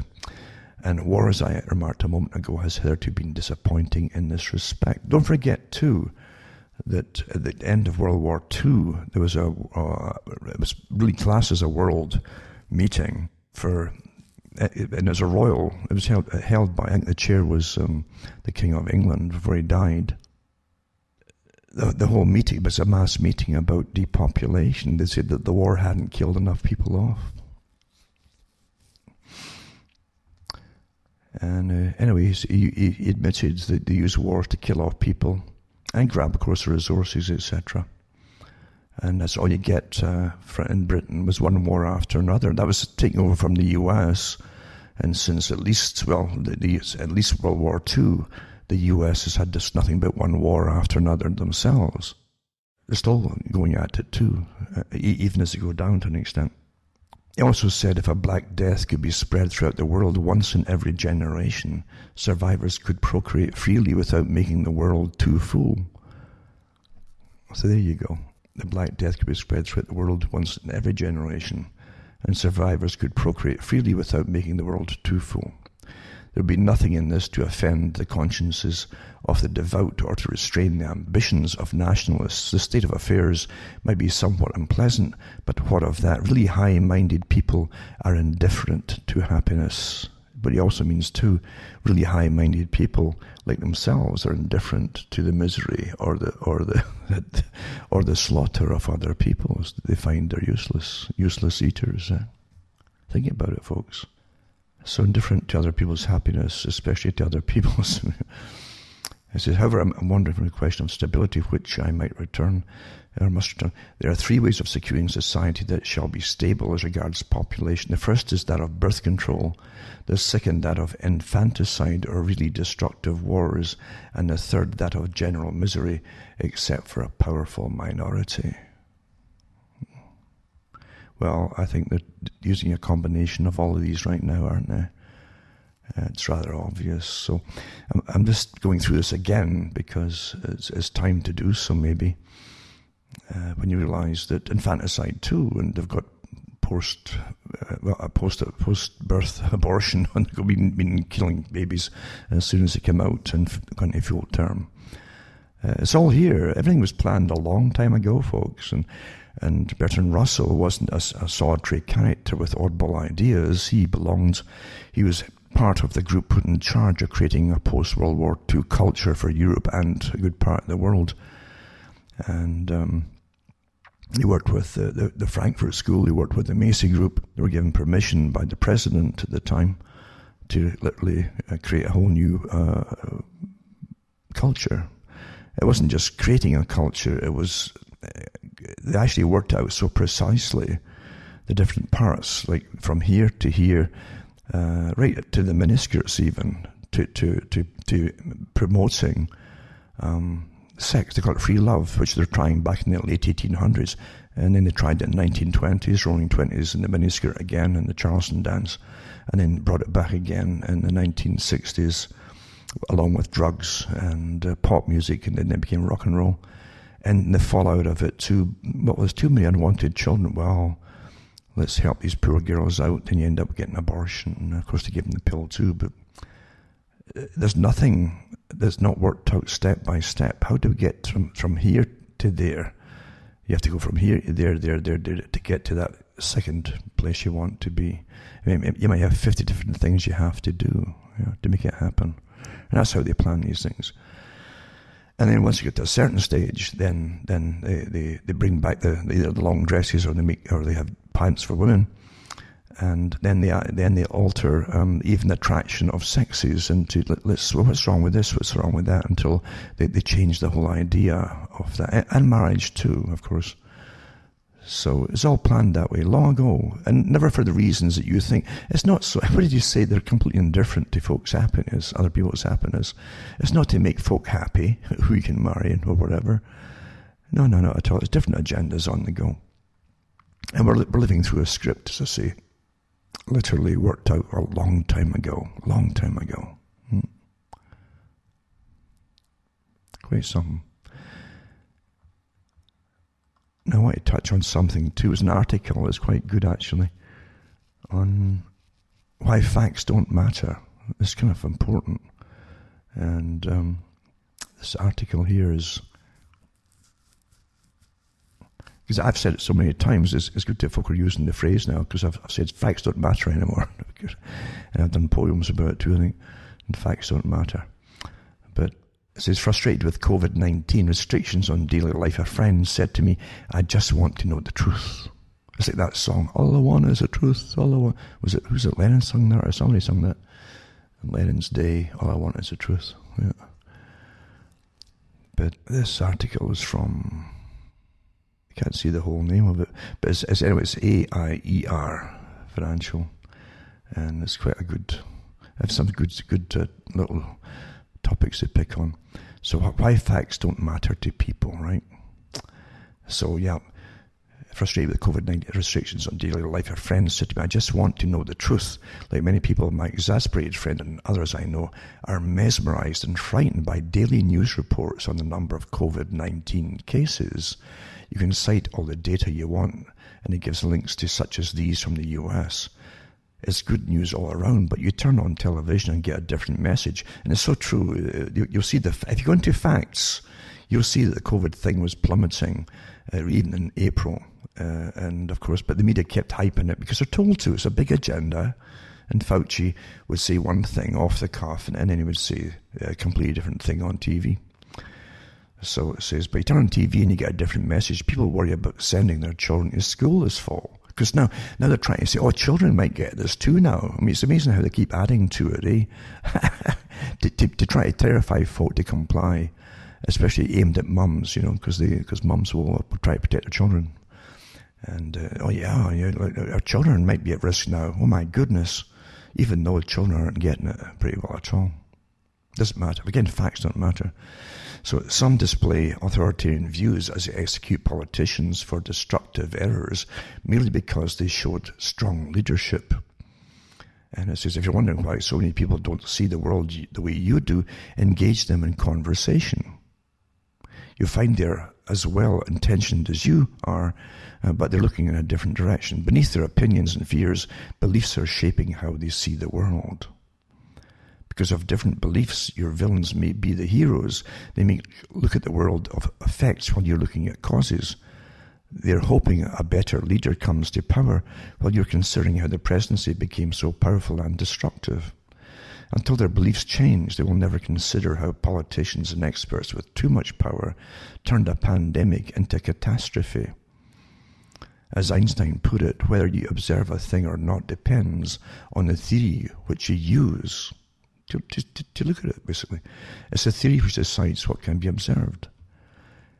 The clear guidance politicians claim to dispense, the truth my friends want to learn, are not rooted in the principles of human flourishing. My friend is waiting for a government official to blow the all-clear whistle. My friend doesn't want to believe experts are as fallible as he is. And that's true. They want to believe in experts. That's what, by the way, that's what also Russell said in the 50s. He says, we're training up the people to be unable to even comply with the basic thing for everyday living without the advice of an expert. He says eventually that they will be unable to think for themselves. They'll need experts. And we're here now, eh? So back to this article. And he says, my friend doesn't want to believe experts are as fallible as he is, and the prevailing scientific consensus may be false. For me to explain to him why defining risk as an exercise in power would bring a blank stare of disbelief. And then he goes on to a book called Without You, There Is No Us. It's in her book, Suki Kim tells the story of teaching English to elite all-male students at Pyongyang University of Science and Technology in North Korea. Kim, who was born and raised in Seoul, immigrated to America with her family when she was 13. Yet there were encounters over meals at university where some candor occurred. And then they go through different thoughts on the song of General Kim Jong-il, etc. And how literally the students believed that he was brilliant, that this leader was brilliant, and everything that happened he was all powerful. He was like a god, actually. You see, this is how they train you. And that's what Suki Kim realized, that how they're all trained like uniformly, and they all believed uniformly. There's no individuality at all, basically. That's what they're trying to say. And students did firmly believe lies, such as North Korea is the most powerful and prosperous nation on the planet. Well, Bertrand Russell said the same thing again, didn't he? He said that every country will tell them to live in the best nation in the world, and every country will tell them that they have the best healthcare system in the world, and yada, yada. That's what he said, you know. So all governments do that part. You see, they consistently lie too about the basic facts of their daily lives, Kim writes. Lying and secrecy were all they had ever known. She asks, in a country where the government invents its own truth, how could they be expected to do otherwise? Now, that's a good little statement. A country where the government invents its own truth. We're living in a truth-fluid culture now, right? A country where they tell us new lies every other day, and literally they'll always deny they ever told you a lie, as they do it themselves. Anyway, it says Kim was at crossroads for further conversation with her students. Was the student a spy trying to trap her? Because they'll do that, by the way. Or even worse, would the student end up in the gulag for merely discussing the limits of power? And Kim responded, our country is not for the president, but for the people. The president is just the face, the symbol, but the real power belongs to the people, and the people make the decisions. When she was asked about that from a student, it says, if only what Kim said was true. Have you noticed how many Americans are thinking like North Koreans? They seem reassured and relieved when their favorite politicians behave like North Korean despots, issuing field guidance. When North Korean despot Kim Jong-un visits a factory or farm, he makes pronouncements for improvement. Such pronouncements are called field guidance or on-the-spot guidance. No matter how nonsensical, the pronouncements of the despot are revered and obeyed. In North Korea, there's no path forward that doesn't begin with 100% obedience. There's nothing to be discovered, only edicts to obey. To serve the despot is the only purpose of life for North Korea. Andrew Cuomo is a beloved politician despite having issued field guidance sending thousands of nursing home residents to their deaths. Things are said so casually here, and you've got to understand that too, that this is an incredibly important thought here, and fact as well. Again, facts don't matter, but as the title says, but Cuomo, don't forget, he did put in infected patients in the nursing homes, and guaranteeing that it would spread like wildfire, and it did, and it added to the numbers of COVID deaths. And you have to say, well, no one is that stupid. It was intentional. It was intentional. It says even in May, after news of his disastrous nursing home orders were widely available, his approval rating was at 81%. This is after it happened. After it became known what he'd done. It just shows you, the beloved politician, you see. Today, voices in the opposition to the field guidance of politicians and experts are still being heard, but don't take this for granted. Tolerance for communicating opposing views is shrinking. Is it ever, Telling you. A March 2020 poll of Americans, and it's got a link to it too, with 3,000 respondents, showed strong bipartisan support for criminalizing speech. Now, a lot of polls are fake to start with, that's true. And that was part of the reason polls were invented, was to sway public opinion, because folk will jump on the bandwagon. Oh, well, if so many percent are all for this, then I should be for too. The majority thing, that's how it works. It's about 70% of those surveyed supported government restricting people's ability to say things deemed as misinformation. Nearly 80% endorsed the conscription of healthcare professionals. Government seizure of businesses and property was supported by 58%. Over 70% supported the detention of COVID-19 patients in government facilities. The majority of those surveyed did not change their opinion, even when told their views may violate the Constitution. And as I say, often the facts don't matter. It goes through other ones too. This is, well, I've all experienced the truth of John Kenneth Galbraith's famous observation, which was faced with a choice between changing one's mind and proving there's no need to. Almost everyone gets busy with the proof. Confirmation bias, they go into confirmation bias here too. This is, we embrace information that confirms our view, your present confirmation, while ignoring or rejecting information that casts doubts on it. So it's confirmation bias, etc. And again, there's always psychologists involved now, because we're so well studied, right? They know how we tick and what we think and how to make us think or make us want to do what they want us to do. Quite easy to do. Not a bad article though. I'll put that one up. And the path forward, it says in it too, like Dr. Fauci, they believe the path forward is obedience. There you go. Obedience, folks. This is and it's a good article actually on it. Obedience.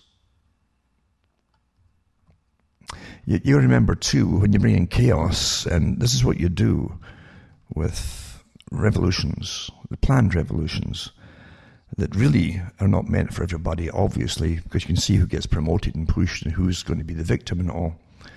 And no, this is really, and it's not just a retribution either, because most folk haven't done anything wrong to anybody else either. Most folk don't behave like that. So there's been a great lot of hate taught and fomented in the training of people over many years to attack other people. So there's no doubt about it. That's standard stuff. You can do it within a homogenous society too, by just creating political factions or religious factions and encourage them to hate each other, and then elevating one to slaughter the other ones and justifying why they did it. This is old stuff, Or you can use the ethnic groups against the others and elevate another above another, etc., etc. And that's what you're seeing at the moment. This is old stuff, as I say. Plato talked about it too when he was talking about different kinds of governance, and he talked about what we would call communism. It comes in after democracy, when democracy becomes stale and stagnant and bloated and corrupt. then you find that the next step is generally communism, a form of communism, they would call it in translation, which is a totalitarian system again, you see. And you obey and do what you're told, and it's not fair at all. There's many wonderful, nice-sounding phrases about equality, but really nothing fair in it at all, as George Orwell talked about it in Animal Farm and etc. But that's the system you get. And then to sort it out, because it ends up in chaos and stagnation, where nothing's efficient, everything falls apart, out of incredible corruption, and the Soviet Union did the same to an extent too. Then in comes what they call the fascist type system to clear up the mess and get it back on track. You see the same thing in ancient Rome, and it was built into their particular laws in Rome, that where generals would literally have to step in and become tyrants. Tyrant wasn't just a nasty word; it was an essential role at times when their own senate was so corrupt. They were putting farmers out of business, the farmers that fed you, and then taking over the land for resorts for themselves, for holiday places and so on. Total corruption, and would come a general generally to restore order and get the place, the country fed again, etc., and back on track. So that's how it's done. And nothing really changes with that, except the people who follow revolutions are being used. The ones who foment today and lead them are generally paid awfully handsomely by outside source, and they're well trained. They're forms of mercenaries, actually, some of them, but well trained for the parts and organizers, etc. So there you go on that part there too. Now, this article here it's quite a good article about, and it's from Global Research. I know that Global Research really is run by a kind of higher Marxism too, but they've done awfully good articles. You've got to hand it to them for putting out articles and being fair in some sense too. And it's maybe surprising to many that's coming out from this source, but they've got into colour revolutions in pretty good depth in the past. And this article is about CIA-backed colour revolutions, the dishonest career of the remarkable Serda Popovic, and that was by William Engdahl. And it says most folk have never really heard the name of this operator called Serda Popovic. But he and his organization called, and this is one I've mentioned before in previous weeks, called Canvas, C-A-N-V-A-S, have played a lead role in almost every CIA-backed colour revolution since he led the toppling of Serbian President Slobodan Milosevic in 2000. At least 50, according to the last count, revolutions across the world. Don't forget the CIA are the ones at the above it all, mind you. It says now he has turned his sights on Hungary and Hungary's popular and defiant Prime Minister Viktor Orban. That was in 2017. And on September the 8th, a professional regime change specialist, Serda Popovic, came to Budapest and joined with the anti-Orban opposition groups in front of the Hungarian parliament. It's clear that Popovic was not in town to promote his Hungarian book on non-violent regime change, that's what they called it, but rather to give aid to anti-Orban parties before Hungarian elections in the spring of 2018. And this is because of the manufactured aura of hip doer of good deeds surrounding the personality of Serda Popovic. It's useful to look closely at who sponsored his remarkable career, since he founded a tiny Belgrade student opposition NGO, non-governmental organization called Otpori it's called, in 1998 with its now famous clenched fist logo. The career of Serda Popovic from 2000 till today suggests a remarkable dishonest manipulator in the service of foreign intelligence agencies and governments, despite his vehement claims otherwise. Now, I just want to mention too, before I go right into this one, I'm sure it's the same group that put out the same characters to run or to interfere with the globalist meetings, anti-globalist meetings that were peaceful at the time. And as in a newspaper different newspapers at the time of it happening, in the late 90s and early 2000 onwards.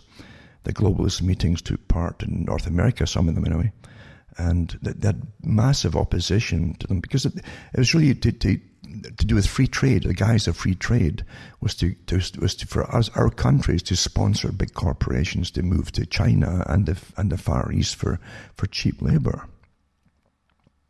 And through these agreements we'd lose less national sovereignty, and our standard of living would go down. We all knew that at the time. It was well discussed and well promulgated amongst academics at the time, those involved in globalism and what it was all about.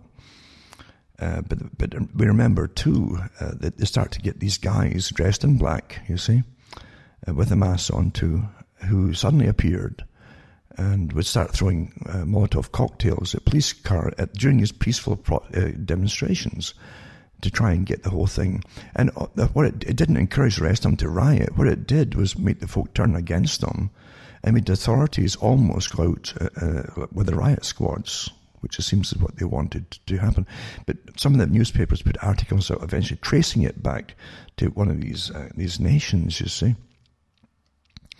And they found a training center for particular radicals who would go into countries and overthrow them.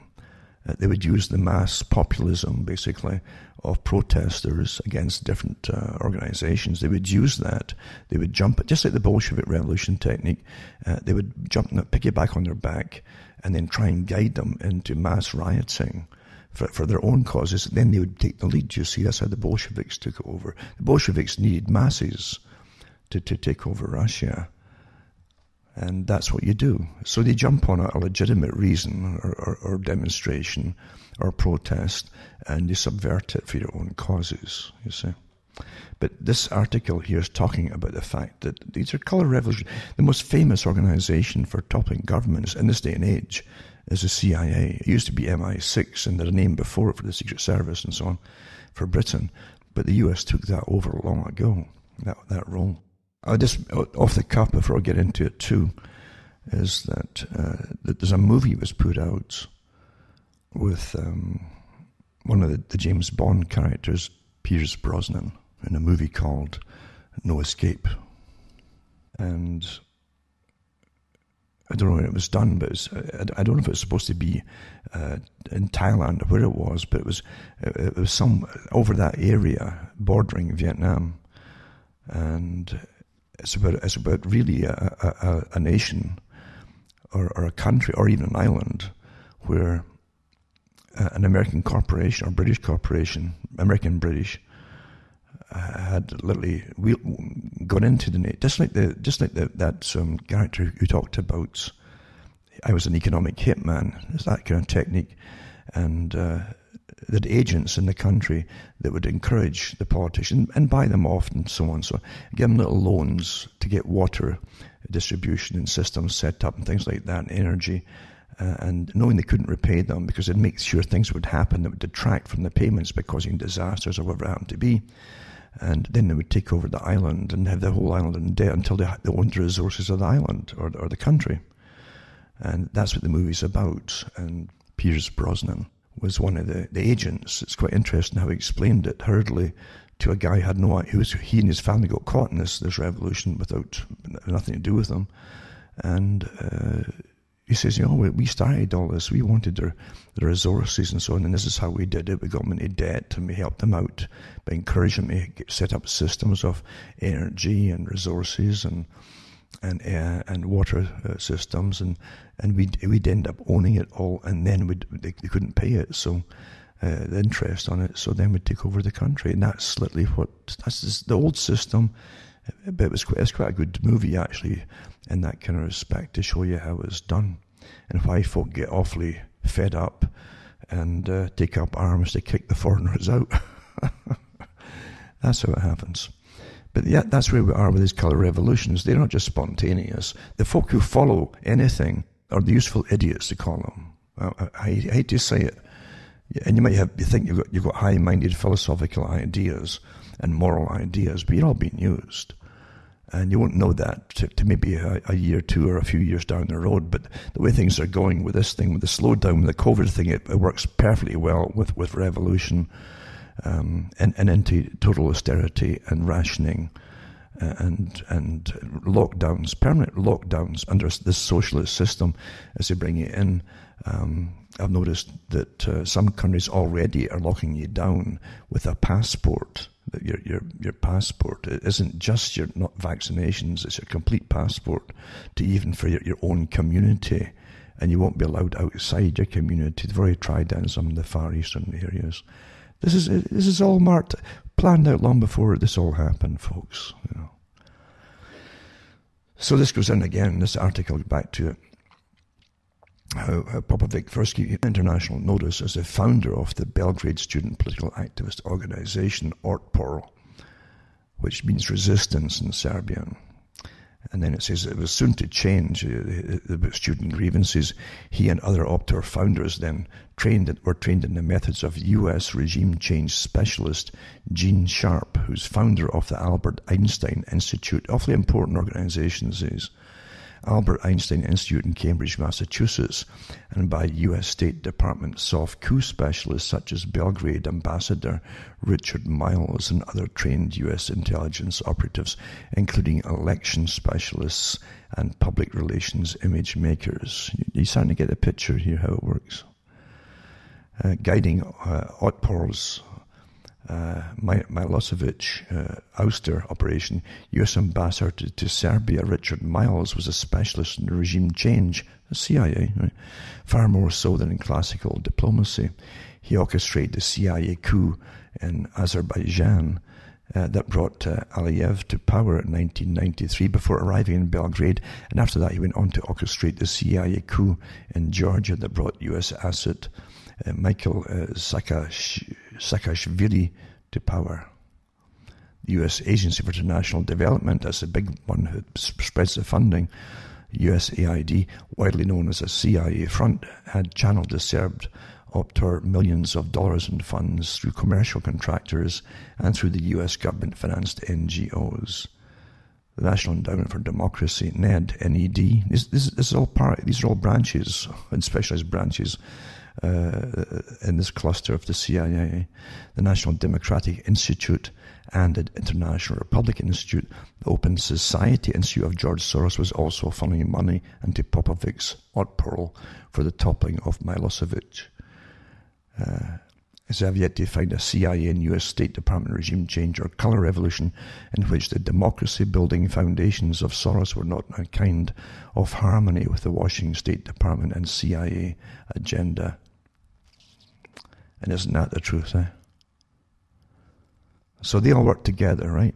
The U.S. Agency for International Development, USAID, some people have been in touch with me who worked for it, by the way. And that's how they get into the CIA on some of them. It's almost like an apprenticeship into one of these organizations, but the USAID's a well-known one. They pick up the process of helping them across the world, helping people, and they start to catch on how it works through funding and then manipulation of the funds into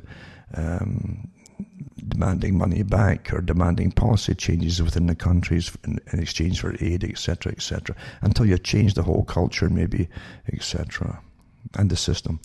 So USAID, well known as a CIA front, channeled the Serb Otpor millions of dollars, right, in funds through commercial contractors and through the U.S. government finance. Remember that one? It was supposedly blown up in north of Syria, an American contractor, and then they blamed the Iranian troops that were working with the Syrian government. And so they eventually killed a general, an Iranian general in retribution. Remember that? Well, get back, think about it. See, the guy that they killed, supposedly, that this general, which they claimed, I doubt the general was behind it, it was a sporadic thing, with the contractor in in Syria who was working for the U.S. government. It's CIA we're talking about here again. So that's what they do. National Endowment for Democracy, NED, National Democratic Institute, NDI, and the International Republican Institute, IRI. the Open Society Institute of George Soros, and the toppling of blah, blah, and many other ones, by the way. They're all part of the colour revolution. And of course the media is all on board with it too, right? It says the NED with its affiliates was a project of Ronald Reagan's CIA head Bill Casey in the early 1980s to conceal CIA regime change operations around the world behind the front of a private democracy NGO, the NED. Alan Weinstein, co-founder of the NED, admitted to the Washington Post, a lot of what we do today was done covertly 25 years ago by the CIA.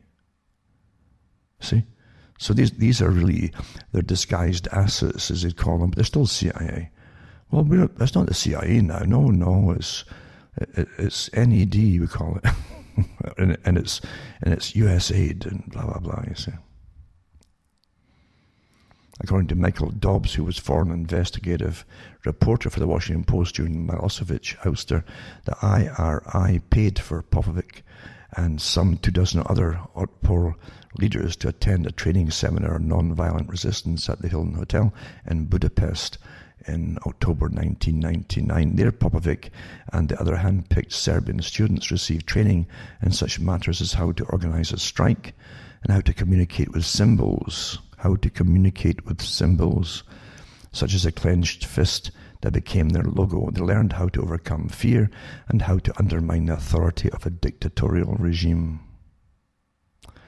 The principal lecturer at the secret Hilton Hotel meeting was Gene Sharp's associate, retired U.S. Army Colonel Robert Helvey, former Defense Intelligence Agency analyst who trained and then used Otpor activists to distribute 70,000 copies of a manual on non-violent resistance in Serb translation. Helvey worked with the Gene Sharp, founder of the controversial Albert Einstein Institution, teaching techniques to the U.S. government to conceal its coups d'etats under the guise of non-violence. Sharp was described by Helvey as a Clausewitz of the non-violence movement, a reference to the renowned Prussian military strategist. Mind you, they always have what they call a passive wing or non-violent wing. This is you'll find in communism always have that too, and then you'd have their advanced one. They're hard. The IRA had it too, mind you.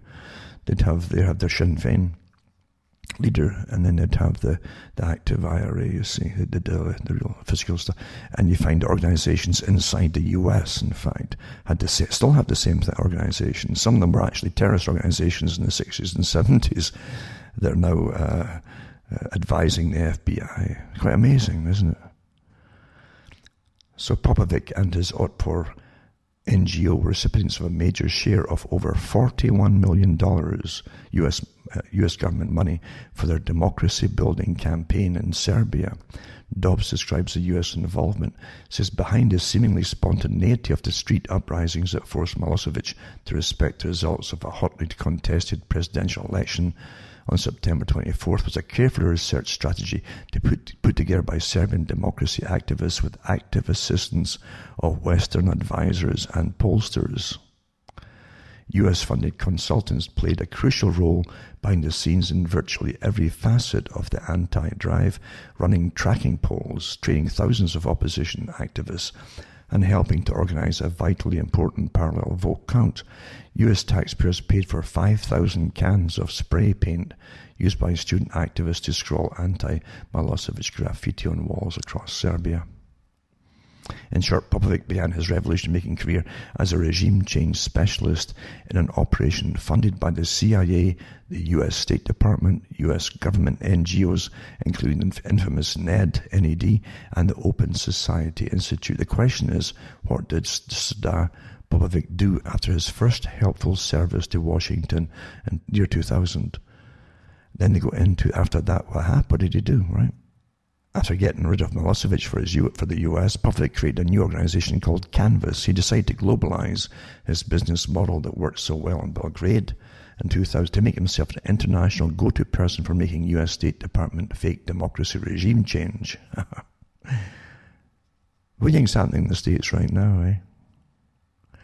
Canvas, or Centre for Applied Nonviolent Action and Strategies, calls itself a non-profit, non-governmental educational institution based on the use of non-violent conflict According to Wikipedia, Canvas seeks to re-educate pro-democracy activists around the world in what it regards as the universal principles for success in non-violent struggle.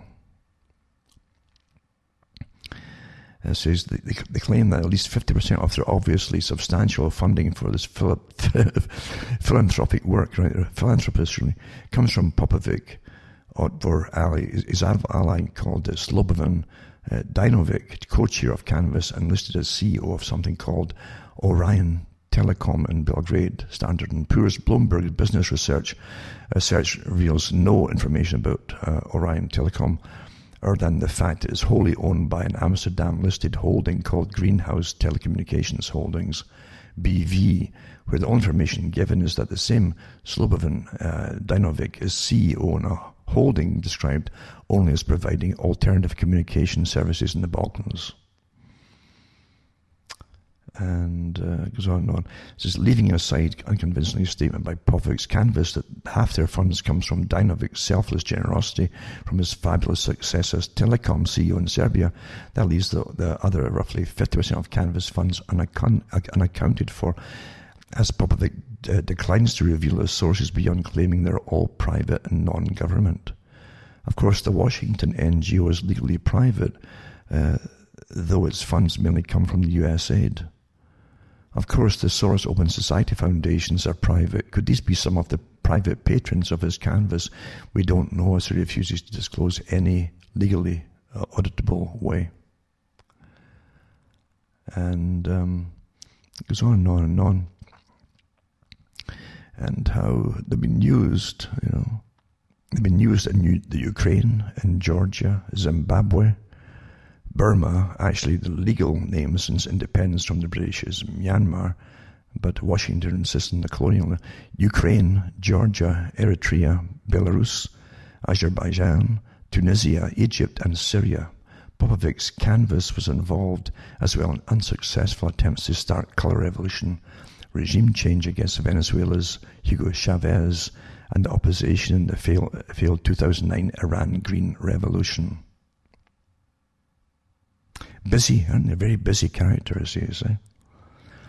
And it goes on to the Goldman Sachs and Stratfor. This is important too for folk who have heard the name Stratfor. Never mind Goldman Sachs. Even more interesting details recently came to light on the intimate link between the U.S. intelligence consultancy Stratfor, known as the shadow CIA for its corporate clients, which include Lockheed Martin, Northrop Grumman, Raytheon, and U.S. government agencies, including the Department of Homeland Security and the Defense Intelligence Agency.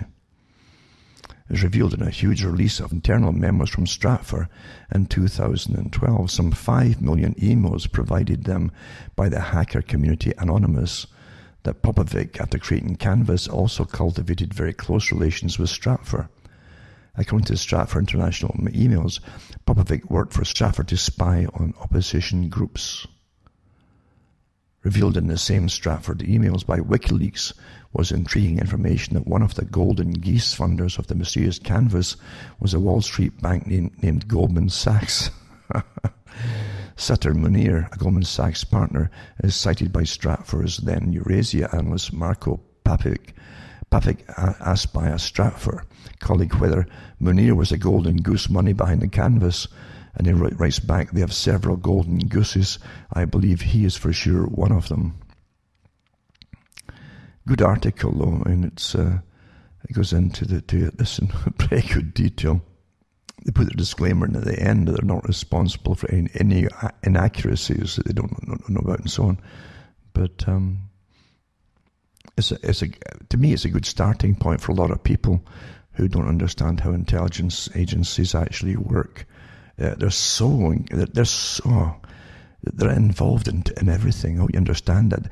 You've got to get out of this idea that the CIA is, for example, and MI6 in Britain, that have worked together, since World War II and then onwards, are there to protect their countries. Nothing is further from the truth. They have completely global agendas and completely different agendas for every facet of society, cultural, everything to do with society, economic, you name it. Your societies, Literally, I mean, if they want you to walk backwards for some strange reason, they'll make you do it, and you'll go along with it. It might take them 20 years to get the money together and to finance it and force it in and train us all. But eventually they'll get you there. Look at all the other things you've accepted without, think about it, folks. Telling you. But it's not a bad article to give you a starter. And a lot of these things, they've been happening in your lifetimes. And folk get little bits and pieces of, and it'll ring bells with them. And but they forget the main stories that happened during all of this. We've been living through overthrows our entire lives by organizations like the CIA. And the CIA is it's a global project, folks. Another article here is to do with the Federal Reserve. The latest data shows that household wealth in America dropped by $6.5 trillion from the end of 2019 to 2020. As the coronavirus pandemic started to take its toll, all of this loss came from a sharp drop in stock prices, no kidding, and happened before average Americans saw unemployment soar to levels not seen since the Great Depression. Taking other data on how average Americans have been doing since March 2020 suggests that the real pain to household wealth has only begun. And it goes on to give you more financial information and so on. But believe you me, I mean,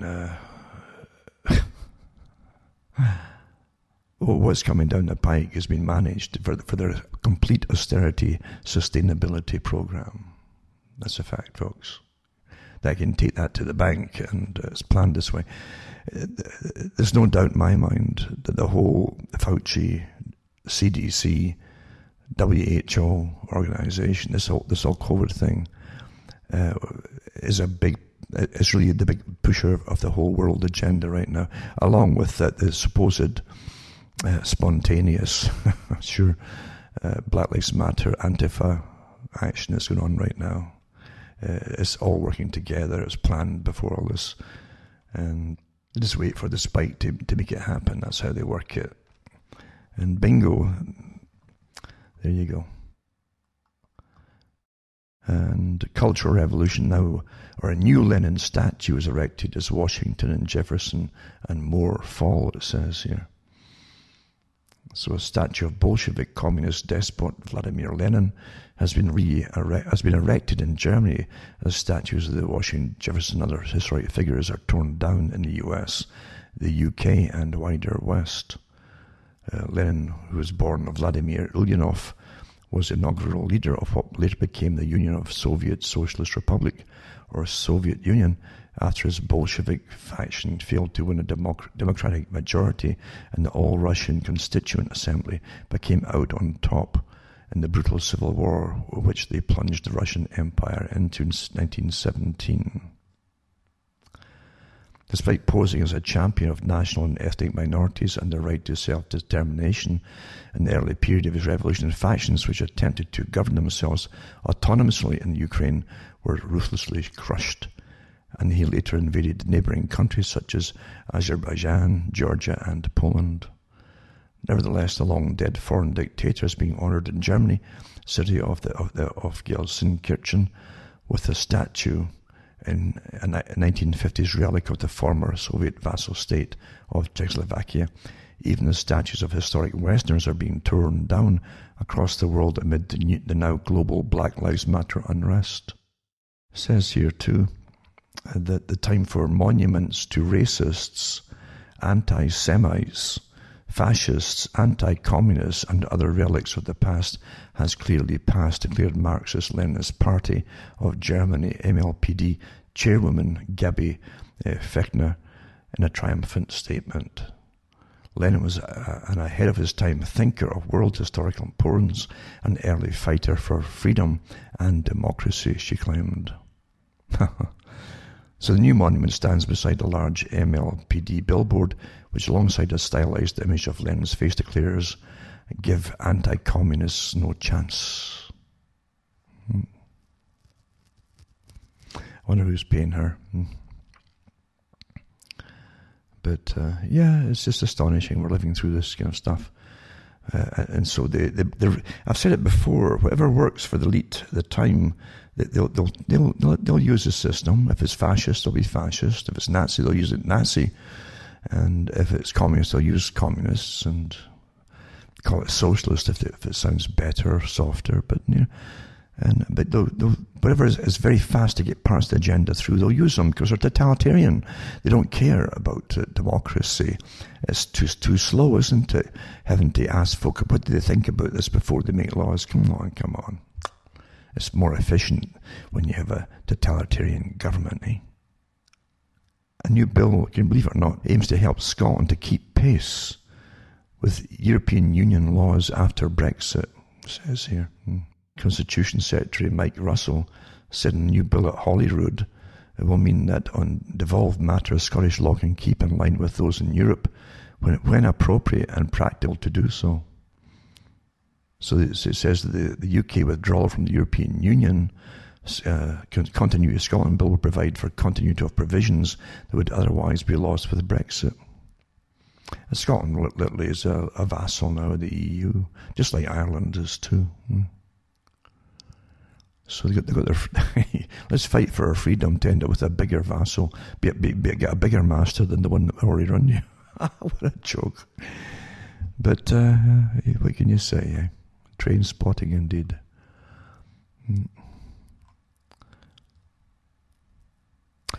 Also in Scotland, with all the Black Lives Matter and all the rest of it, and they had massive demonstrations. A little old Scotland, a tiny population, the whole thing. And it says, here's one here, 1 American among 3 killed in UK terrorist stabbing. And it says the 25-year-old man was arrested after police believe he acted alone, stabbing victims in a public park on Saturday. This is so common now in Britain. And 7 p.m. local time Saturday at Forbury Gardens in Reading, England, leaving 3 dead and 3 others injured, according to the Thames Valley Police. They arrested a 25-year-old man suspected of murder, as the case was soon declared a terrorist attack. Before that, too, a little girl was killed in a park in London as well. She was about 8 years old or something like that. It was very young anyway. Very similar to by a possible terrorist as well.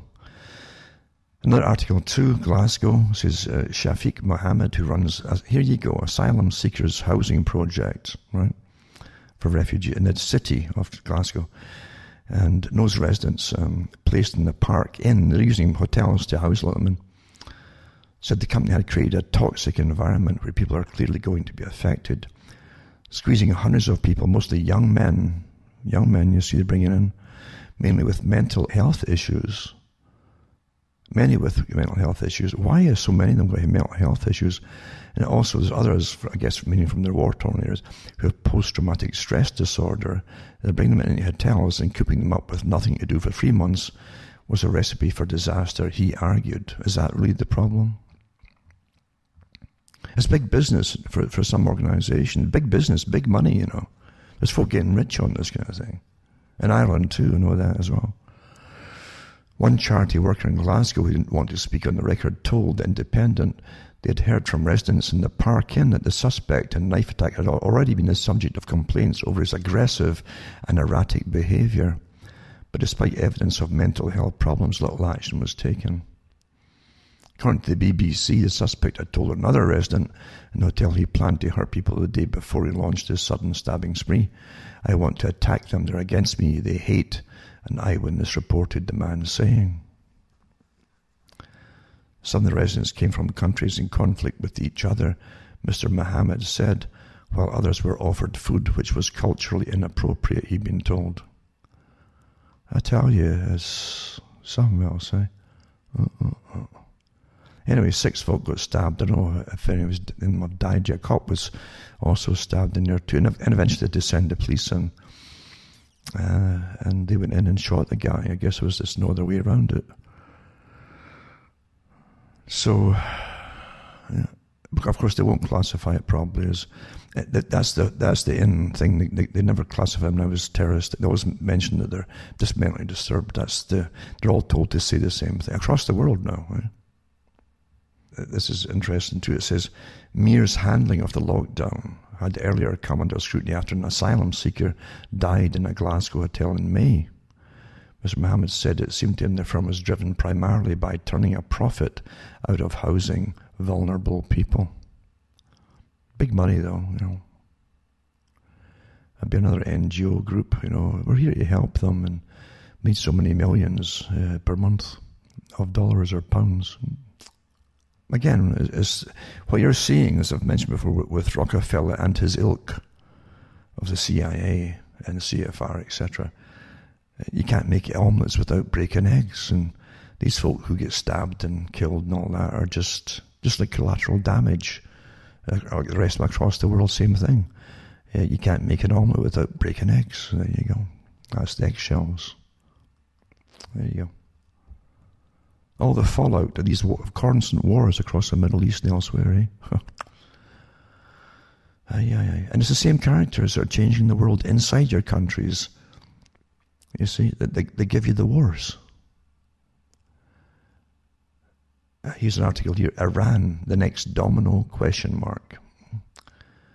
Revolutions are often seen as spontaneous. It looks like people just went into the street, but it's a result of months or years of preparation. It is very boring until you reach a certain point where you can organize mass demonstrations or strikes. If it is carefully planned, by the time they start, everything is over in a matter of weeks. And that's said by Ivan Marovic, ex-instructor, Center for Applied Nonviolent Action and Strategies, Serbia. Right? That's the canvas again, same group I mentioned earlier. With the staging of a second attempt at a green revolution in Iran in the wake of the overthrow of the regimes in Tunisia and Egypt by groups primarily sponsored by the National Endowment for Democracy, International Republican Institute, Open Society Institute, Freedom House, USAID, and a myriad of their fronts, the question might arise as to whether the turmoil inflicted on Egypt and Tunisia was intended as a prelude to the major target, Iran. Iraq, Iran, and Syria were targeted years ago as priorities for regime change. Again, that was the group that was put up by the PNACs in the 1990s. This is the now well-known letter addressed to President George W. Bush by the Project for a New American Century should be recounted. PNAC outlined a plan of action that was put into effect, starting with the elimination of Saddam Hussein. Iran and Syria were next marked for elimination under the pretext of the war on terrorism. I've done all this stuff before. I don't know who wrote this one here, but... And it said that we believe the administration should demand that Iran and Syria immediately cease all military, financial, and political support for Hezbollah and its operations. Should Iran and Syria refuse to comply, the administration should consider appropriate measures of retaliation against those known state sponsors of terrorism. And it's among the numerous political and foreign policy luminaries who were signatories to the PNAC letter was Frank Gaffney, who is stated below as on the advisory board of the Foundation for Democracy in Iran. America's post-Cold War doctrine for world hegemony was outlined in a comprehensive PNAC document called Rebuilding America's Defenses. Post-Cold War warriors outlined their plan for a new Cold War or clash of civilizations that involves not only Islam but all regimes, cultures, religions, traditions, and ideologies that do not fit into a new American century. Is it starting to make sense? Say that little bit again. It's said so quickly and simply and easily. The post-Cold War warriors, the post-Cold warriors outlined their plan for a new Cold War or clash of civilizations that involves not only Islam but all regimes, cultures, all, we're part of all, don't you understand? All regimes, cultures, religions, traditions, and ideologies that do not fit into a new American century. So it'll be a different America. But it's for the whole world, including America. Having led the West to victory in the Cold War, America faces an opportunity and a challenge. Does the United States have the vision to build upon the achievement of past decades? Does the United States have the resolve to shape a new century favorable to American principles and interests? And on it goes, It repeats a lot of the stuff I mentioned before from the Global Research article too, about the different organizations that work and do regime change, and who funds them: NED, Soros, IRI, etc. And they did the same thing in Egypt too when they elected their president, remember? And the West wasn't happy. They kept saying, well, it's not secular enough. So they wanted to be an atheistic guy, because then you can buy them off. It's much easier to buy them off when they're atheistic, you see. It says Soros' Open Society Institute funds the Arabic Network for Human Rights, it's called. And all the other organizations, they help overthrow these countries. Wonderful sounding name. For human rights, you understand, you know. And it goes into U.S. Embassy supports and approves of the funding of 6 proposals submitted by Iranian contracts in the UK that involves those taking part in workshops at Durham University. It just shows you how you can't keep up with this kind of stuff, folks. You really can't. That's why even intelligence agencies, they're different foreign sections, you see, different countries, and each country is subdivided into all special areas and parts and so on, because one person really has to deal with this one area of each particular part of it, and couldn't even cope with it all. There's so much manipulation going on. It's just not, and money getting funneled all over the place, and quite amazing. That's how the world really works. Yeah, I'll put this link up as well for those that want to see that one. Now, I'm going to touch on an article by Peter Hitchens that was out on the 14th of June, and it's pertinent, very pertinent as to what's happening now. He mentions, as the left now controls every lever of power, we face nothing less than regime change. That's why these strange crowds have begun to gather around ancient and forgotten monuments, demanding their removal and destruction. They do not know what they want or understand what they are destroying, but that no longer matters. They think their moment has come, and they may well be right. This is why the memorial to Winston Churchill and the cenotaph itself were shamefully boarded up Thursday night as an act of appeasement, if ever there truly was one. That's why the police chiefs kneel like conquered slaves to the new gods of woke, and the leaders of the Labour Party do likewise. I've seen it happen before, but only when things were moving in the opposite direction. And Peter Hitchens saw the toppling and the fall, or the dissolution of the Soviet system. It says, then as the Soviet Empire fell and an evil thing was swept from the world, it was a matter for rejoicing. Well, here they are, I just interject here, but here they are trying to re-establish the same thing, because it's going to suit the same elite that runs us now. Because it'd be a faster way to get things done, totalitarian. And back to the article, the bloody mass murderer Vladimir Lenin, the one they're putting the new statues up for, and his equally gory secret police enforcer Felix Dzerzhinsky. And Dzerzhinsky was something else. Dzerzhinsky, he said that he gave a very I can't go into too much depth for different reasons, but Dzerzhinsky despised the common people, absolutely hated them. These characters who ran this equal system, equality and brotherhood and all that of Sovietization, communism, hated the average people. And Dzerzhinsky, he says, people, he says, he says you can beat them, you can starve them, you can do all kinds of terrible things to them. He says, did they turn round and fight you? He says, no, they'll just turn round and eat each other, They won't fight back. He's getting the fact that they won't fight back, you see. That attitude was put into the movie called Fight Club, actually, where they show you in a kind of comic way how they'd soak passerbys with water sprays and hoses and anything to get them riled up to try to retaliate. And most folk won't do it. They'll argue and they might shout a bit, but they don't physically back it up, you see. But Jasinski, that's what he said. He says, yeah, you can starve them to death, you can beat them, and will they fight back? No, they'll just eat their dead. These are great leaders. Anyway, so he was a secret police enforcer, and were pulled from their pedestals by people sick of being ruled by their heirs. That's what happened before they pulled them off their statute, off their boards, off their foundations. The boarding up of Winston Churchill's statue, Parliament Square, was an act of appeasement, if ever there truly was one.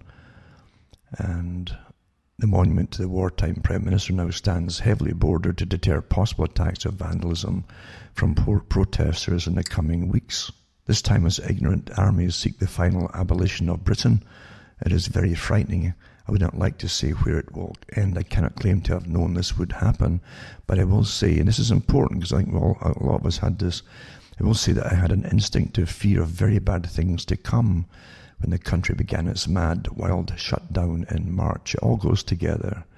As I've learned from over many years to trust my instincts, to take that train, to make that phone call, to turn that corner. When I have heeded them, I have either benefited or been saved from bad things. When I've ignored them, I have been hurt. It may be inherited from our forebears or learned by decades of experience. It may be a mixture of the two.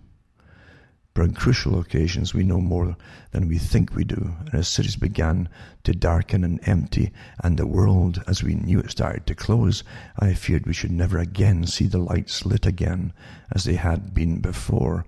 It was like the start of a great war without limit. Made more perplexing because there was no obvious end to it ever.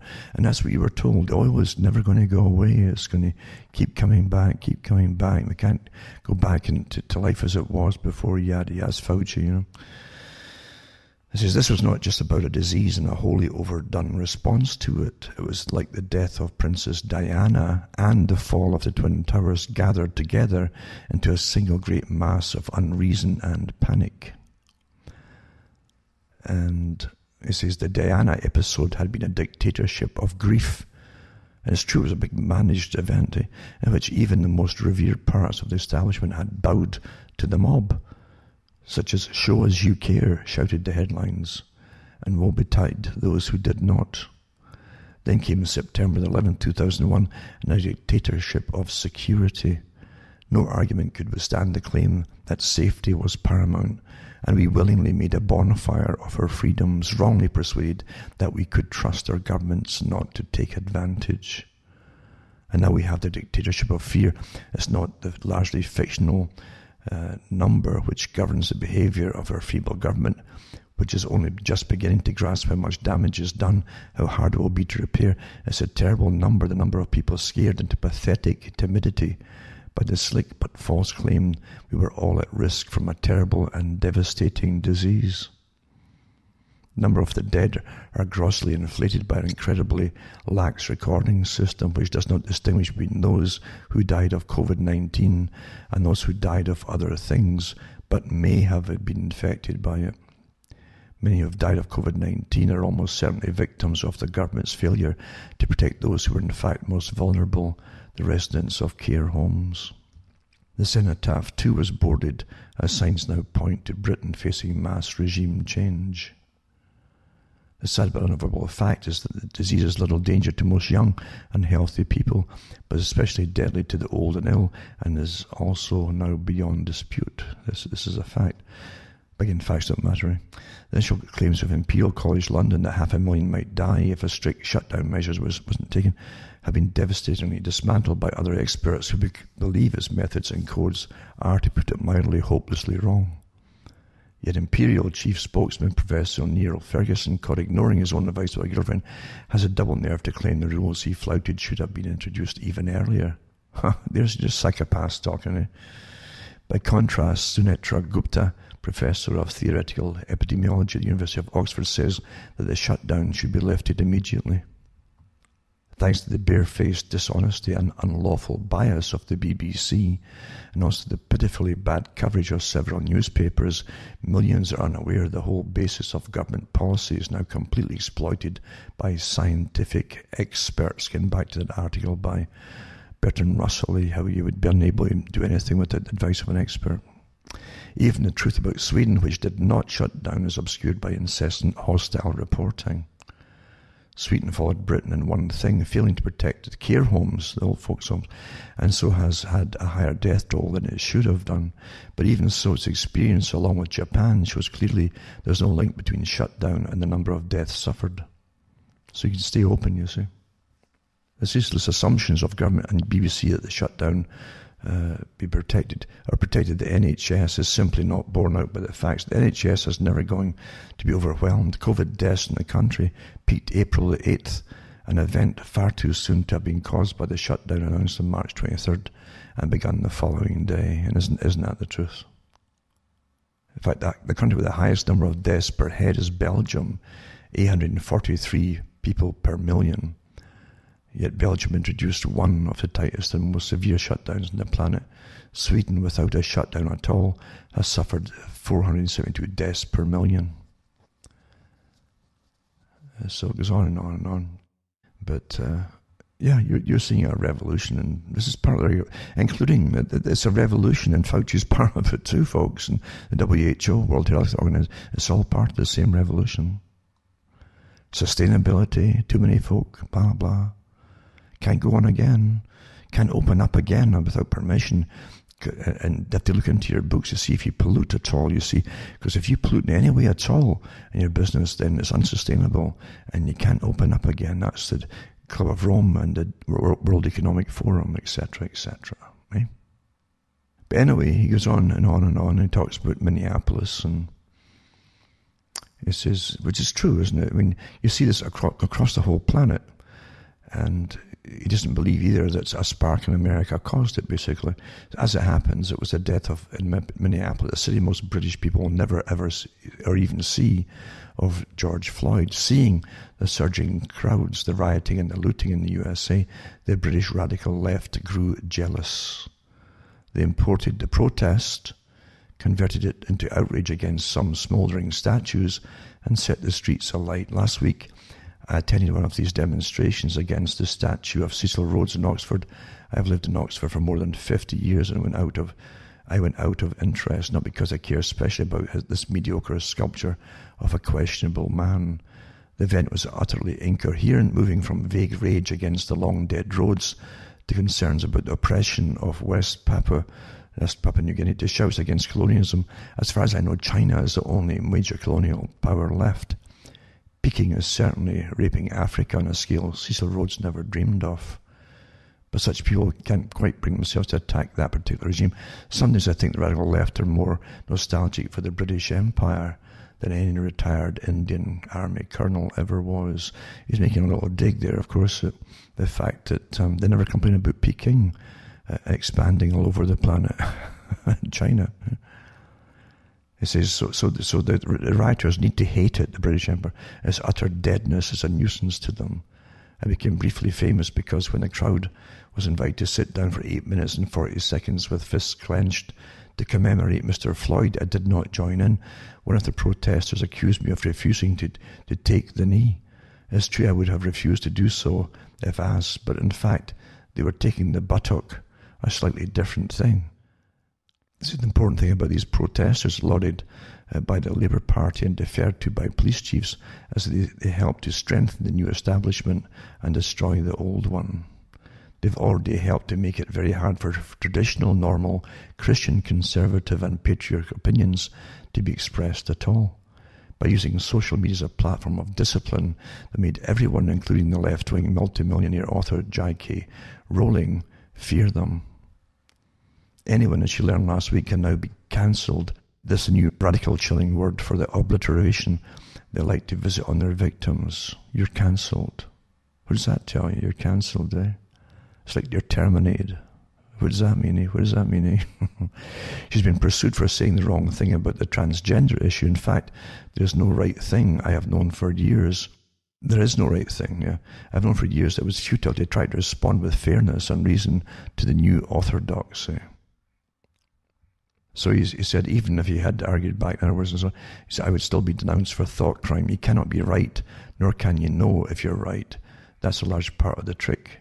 No actual debate can take place in these conditions. Where there's no debate, there's no freedom.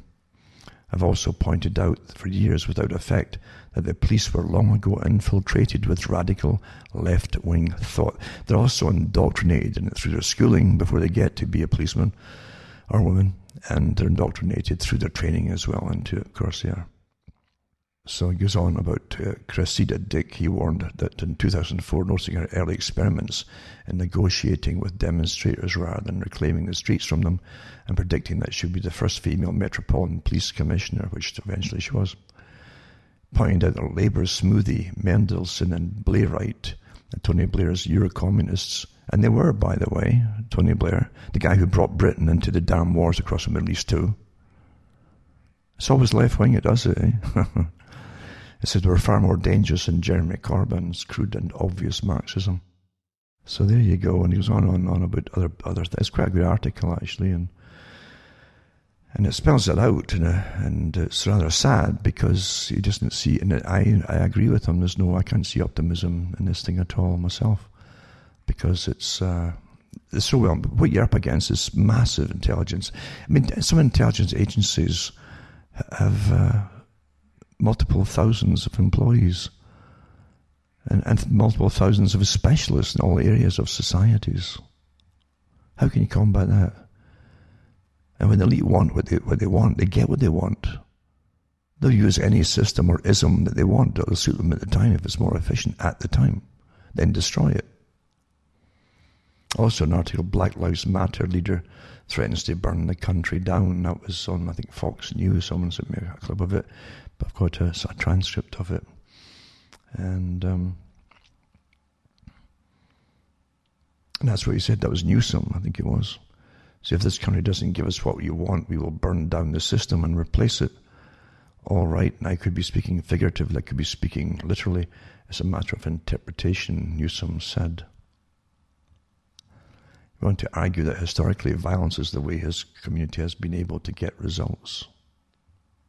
I tell you, it's quite amazing. A lot of cops have been killed too, by the way. And that they're rapidly taken down. There are little clips of it happening. There's also a guy trying to get through the crowd with his vehicle. He's a disabled vet as well in the States. And a guy who was one of these protesting or rioting, I know she was protesting or rioting, was a white guy. As the van went past, he shot through the back window and shot the guy in the head. Yeah. It's absolutely insane. And there's a lot of rather insane folk on the fringes that are used, by the way, are the ones who go all the way with it. They really think that it's their world now, and they have no idea that after these things are over, even if those who have used them get what they want, which is a much higher authority than the ones you'll see, they then eliminate the ones who are on the fringes. They've served their purpose, because now they're dangerous if they don't get what they want, you see. They're utopia. There's another deadly shooting near George Floyd protesters, looting and arson groups, Minneapolis, another article here. And I mentioned before about Glasgow, the stabbings, and activists warn of toxic environment inside the hotels used to house asylum seekers, etc., etc. 6 folk, this one person stabbed, and I don't know if any of them are dead yet. Another thing too, the folk have had enough everywhere of the lockdown, you know that. So, and that's why isn't it amazing how it all went silent about COVID when all the protests and the rioting too was happening. It all went silent because it just stopped. It was a very politicized virus, you know, and I guess it was just told to stop for a while, you know. And then out comes Fauci again as soon as, oh my God, it's spiking. Like, no, they're doing more and more tests like crazy. And the more tests you do, the more you're going to find out the folk that have had it. That's called herd immunity. Viruses sweep through all of society. There's no way you avoid it. So folk are getting out to the coast in England. Major incident declared as people flock to England's south coast. And they're on the beaches and so on. And some of them have had enough. And of course the health minister in Britain is Matt Hancock, the guy who let it slip that 10,000 folk die a month in Britain normally at any time of the year. And then you tally up the numbers then, you say, my God, there you go. So anyway, Matt Hancock, this time the health secretary, said on talk radio that he had the power to close beaches if the people did not respect social distancing rules, he says, even though it's all a farce, the whole thing. It was based on nothing, the social distancing. He says, I said that girl whose daddy was trying to make her famous so she can get into Harvard or somewhere, by helping her with the computer program that's decided that, 6 feet's the best way distance to be, based on nothing else except the computer. This article is so true. It's so true as well. And lots of articles have bits and pieces of truth, and some can't go far enough. Some don't know to go far enough, and that's the way it is. And when there's so many agencies involved in the riots and the fomenting of world revolution to suit the elite, the reset, they call it, to the WEF. Anyway, everywhere statues are torn down by the mob, history promises people are next. The promise of bloodshed coming alongside or following shortly after is an historic certainty. The symbols of a people never satisfy. People themselves must always come next. And it says, for millennia, king mob, the mob itself, right, has targeted society's icons with varied goals and to varied ends, and a few things are more foreboding than his desecration of civic art, just as the targets have ranged from rulers to clergy, from tyrants to helpless, and from the guilty to the innocent. The outcomes have ranged from victory to defeat, depending on the society's strength and will. The promise of bloodshed coming alongside or following shortly after, however, is an historic certainty. The symbols of a people never satisfy. People themselves must always come next. In 1790s, mobs looted and pillaged Paris's treasured Notre Dame. To the revolutionaries, the cathedral symbolized everything that was wrong with France's history and society. A history of kings, tradition and religion, a society beset by royal injustice and systemic inequality. Over the next 3 years, the 12th century's churches, riches and artifacts were stripped, stolen, destroyed, the remnants hidden by the faithful and sold off by the faithless. Statues of the Virgin Mary were removed and statues of the Goddess of Liberty took their place on desecrated altars. At nearby Sainte-Chapelle, the revolution pulled the apostles from the pedestals where they had stood watch over Christ's crown of thorns. The 12 statues were vandalized and buried half so badly they're still undergoing attempts at restoration. As the destruction of religious art unfurled, priests who did not swear allegiance to the new order and those who aided them were sentenced to death. That happened too in the Soviet Union, folks. And even during the Spanish war, so-called civil war, they did the same thing then there as well, nuns as well. It's always the same agenda. Eh? Back at the cathedral, the revolutionary government mistook the 28 statues of the kings of ancient Judah for French kings, rich old men and all, dragging them into the public square for decapitation. Their buried heads were not rediscovered for nearly 200 years. The place de Louis XV, the large statue of the square's namesake, was torn down. The plaza renamed Place de Révolution. Guillotine was raised, and liberated space would see the execution of more than 1,200 prisoners, from King Louis XVI and his wife to the execution's ringleader himself, Maximilien Robespierre. 1,700 years before, Pliny the Younger described Emperor Domitian's golden statues rudely battered down and made a sacrifice to public joy amid his toppling and assassination. It was a sport and pastime to humble those statues, exalted heads, to make them prostrate and kiss the ground, to maul them with hammers, to hew them with hatchets, as if every stroke blood and pain had been to follow. None was so moderate in the venting of his rapture, none so sober in his overflowing joys, but that he thought it a lustrous piece of revenge to see their mangled limbs, their dissevered joints, and finally their grim and ghastly images divested of all their borrowed majesty and thrown into the flames to be melted down into better use and service. Then it goes on to the US, starting with 2017, with a statue of an unnamed Confederate soldier, and it escalating to Confederate officers and General Robert E. Lee, etc., etc. And yeah, they've even had hangings of statues again in the States as well. Same old stuff, eh? And then destroying statues depicting Christ as light-skinned, so you can't have that either, or a form of white supremacy. Tear them down, race-baiting activist Sean King wrote Monday afternoon, and it gives the link for it too. That goes on and on and on. Policemen and reporters have been attacked while mayors and journalists have defended the riots as mostly peaceful. When an historic church across from the White House was set ablaze, his leader welcomed the mob and decried the president. She was joined in her outreach by Washington's Catholic Archbishop, and the mayor named the street after the mob. And so the mayor's street is now called the Autonomous Zone. And again, they're given the chance now that's really to do with what's coming next. It says here that apart from the mobs victimizing and terrorizing small business owners and attacking an awful lot, you actually see little clips of them. Does anybody here know what happened to the people who did not get on board with the French Revolution? A member of the mob shouted into a megaphone a week prior. Chopped, the mob chanted as violent response. My head's chopped, eh? These are the times that make you want to walk away from society. It's just too well managed and too well understood how to get lots of useful idiots, to call them. We're all useful idiots if we join any kind of mob, even if you think you're standing up for the right thing at the time. Those who have cunning at the top, they're true psychopaths. They have wealth, power, and cunning.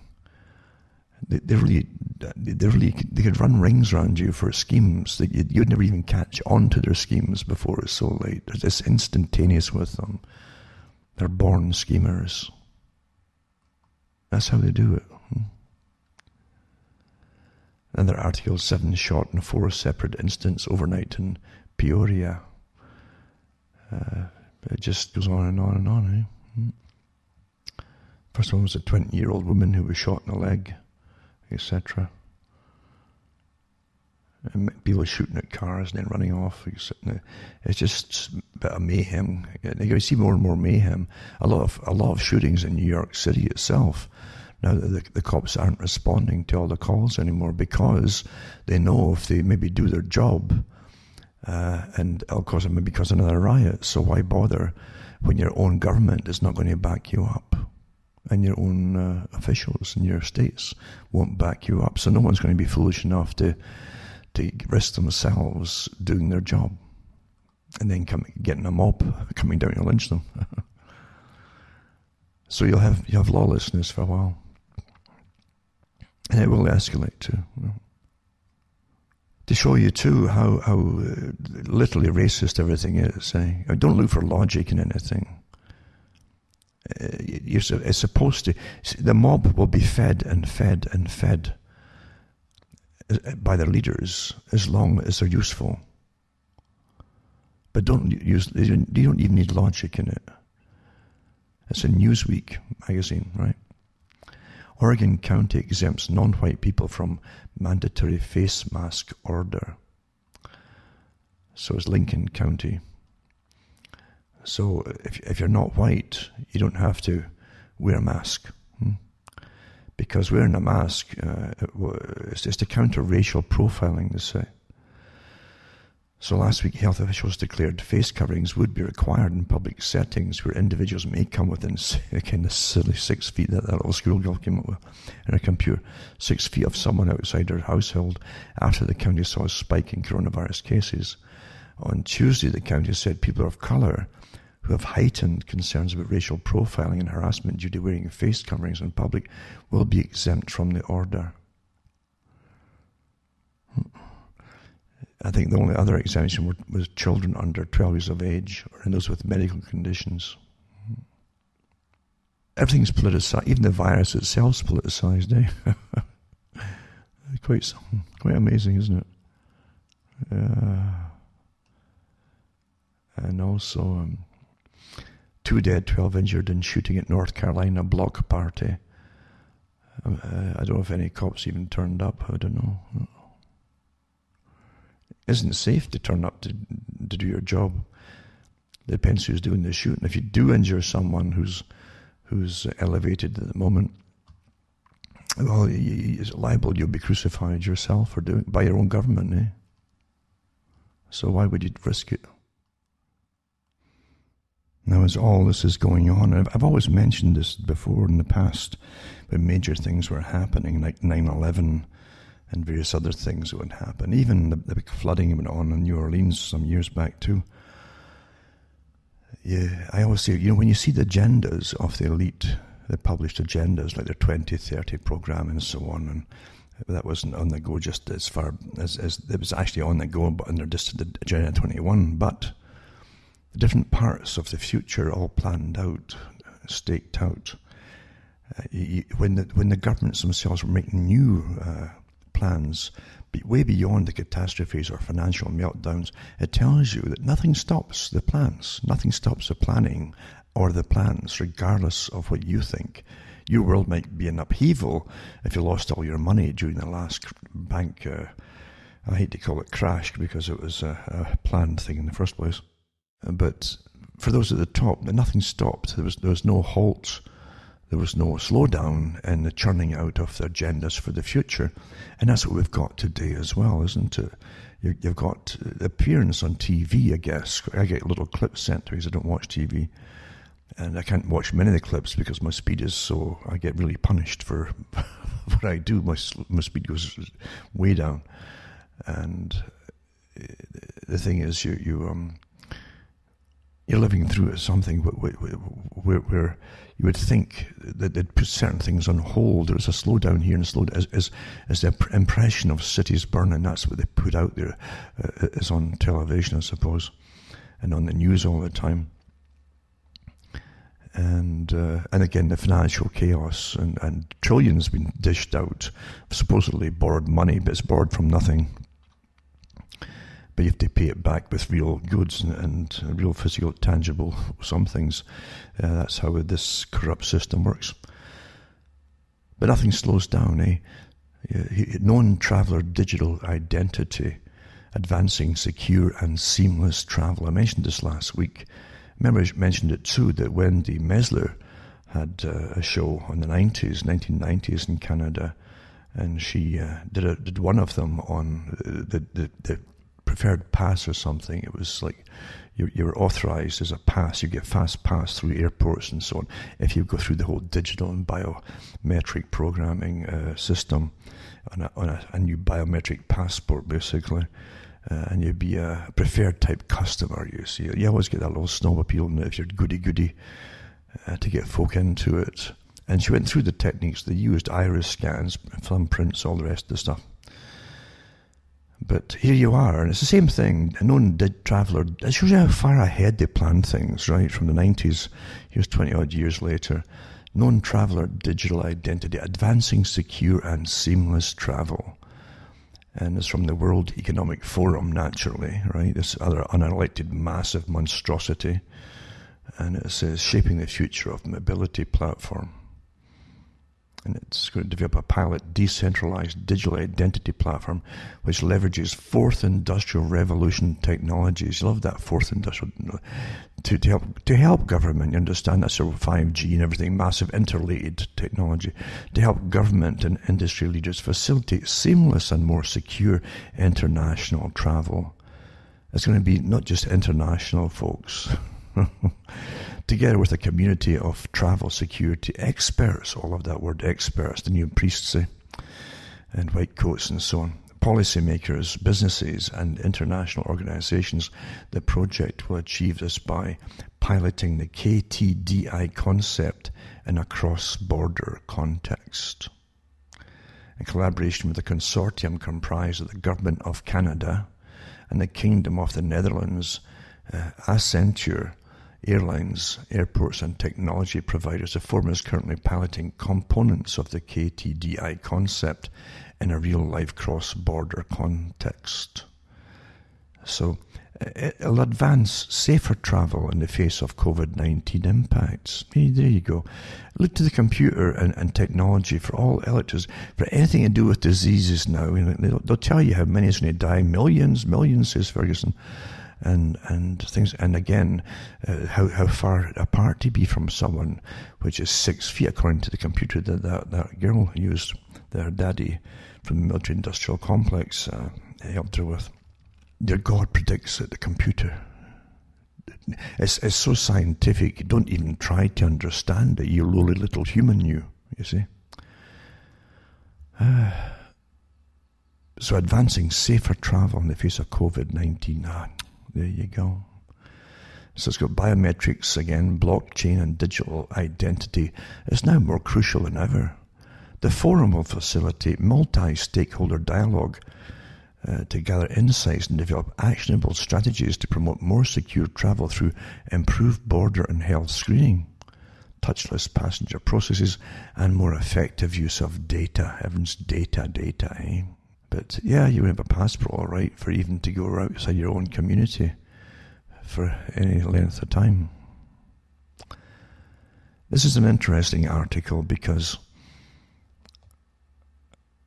and it's great for conspiracy theory. Everything that's happening is great for conspiracy theory, right? In the middle of supposedly a massive killer pandemic, you get the same people in charge of some of the US states suddenly stopping the COVID thing, joining protesters in the streets, shoulder to shoulder, and then going back to trying to lock you down again. It's astonishing, really. But you see that happening. Then you see this complete lack of the backing of authorities in the US to back up police or National Guard, or anybody actually, that would try and get law and order restored. There's absolutely no backing whatsoever that I can find anywhere. Little comments from Trump is not law, it's not executive order, it's just little comments. And what you get too is some of the generals, I mentioned it last week's talk, some of the generals are definitely on the payrolls of big corporations from the military-industrial boys. They're really lobbyists for them. So I'm not surprised with some of them saying they wouldn't back Trump, basically, with his policies on how to deal with this chaos, isn't it?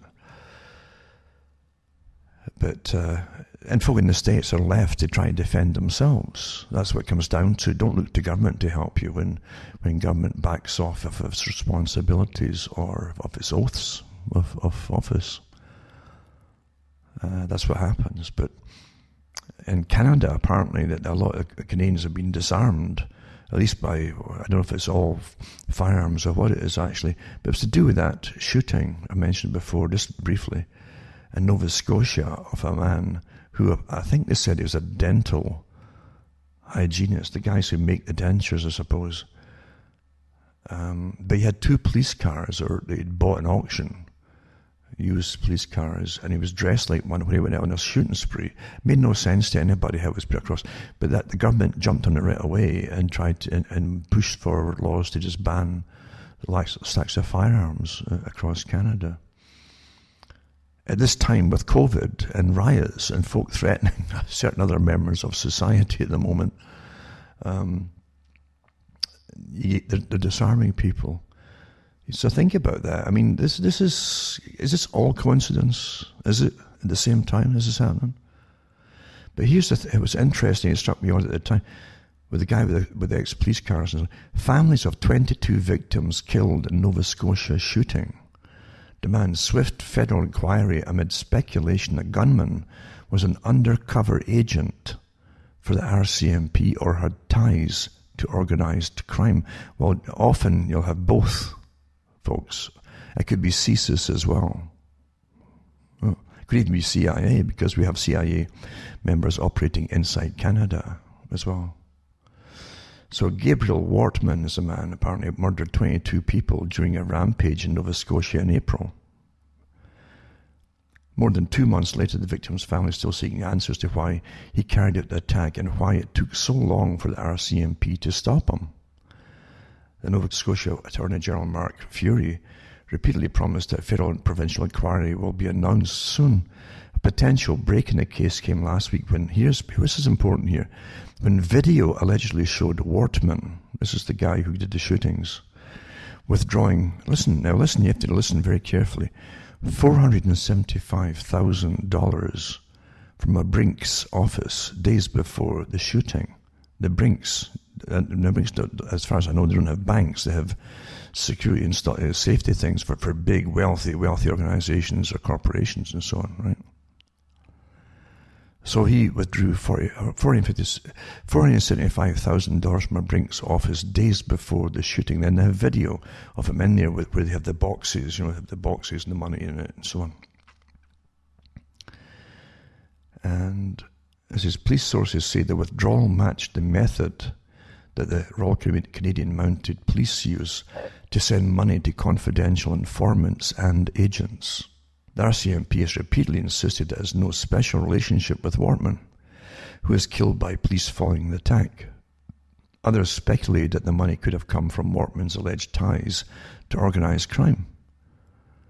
Authorities are said to be investigating his relationship with people linked to a Mexican cartel called La Familia and to the Hells Angels motorcycle gang. And this is from the Daily Mail, by the way, and it said here that he launched a deadly rampage across several small towns in Nova Scotia on the night of April 18th, lighting fires and shooting people at whim with 4 unlicensed semi-automatic weapons as he drove around in a replica police cruiser. I think he bought them at auction. I think I'd read that somewhere else, maybe true or not, but ever it'll be, he must have painted them up or something, or else they were already painted if he'd bought them used. For 13 hours he evaded capture of the RCMP before he was shot dead in a confrontation with Mounties at a gas station in Enfield, 60 miles from where the rampage began in his hometown of Portapique. By the end of the spree, Wortman had claimed the lives of 22 people, 13 who died from bullets and 9 who died in the fires. More than 2 months later, the victims' families still seek answers as to why he carried out the attack, why it took so long for the RCMP to stop him. So Maclean's magazine, unearthed a video which allegedly showed Wortman withdrawing the $475,000 from a Brinks office 19 days before the shooting. And that's how the method that the RCMP use to send money to confidential informants, agents, and would not have been possible for a regular citizen to do. So it definitely seemed to be working for something. If it was the RCMP, was it CSIS? Was it which agency would it have been? Interesting. So it says, while compelling, the latest theories have done little to placate the victims' loved ones naturally, who demand to hear concrete facts. And the amount of information being kept from us is deplorable. Most of what is known about the shootings were released in the days after it occurred, with little information released since then. Really don't know as to why he went totally on the rampage. It's just everything's so secretive in Canada when these things begin, these inquiries. But definitely there's something stinks when it comes to going into the Brinks place. The average citizen can't get into Brinks and withdrawing $475,000 in cash. So it's all on video anyway. So it'll probably stay in limbo forever, because in Canada you just don't get much information at all. Also, I've mentioned it before from the WEF, World Economic Forum, when they say that now is the time for the Great Reset. And these are you already understand the terminology you're hearing as well. It's a reset not just of financial economic systems, but of ways of living. It's the whole agenda, folks, and a lot of topics that to be put out to the public about regarding even having children, or even having the right to have children, yada yada yada. The new society. Interesting terms they're using, the WEF, like reimagining the future. You find Bill Gates saying reimagining education when he worked out or his company has apps for all the different educating at home or through centralized computer systems with teachers on the other end somewhere. Reimagining, everything's reinventing and reimagining. This is all planned this way. This this conformity of language that they're all in with, all using, and agreed to use the same terms on everything, obviously, you know. And says that the COVID-19 lockdowns may be gradually easing, but anxiety about the world's social and economic prospects is only intensifying. Good reason to worry. A sharp economic downturn has already begun. No kidding you. What happens when you lock down the country and there's no work, eh? And lots of small businesses are out of business altogether now. They're gone. I mean, small businesses, maybe a couple running businesses and so on, depended on that money coming through.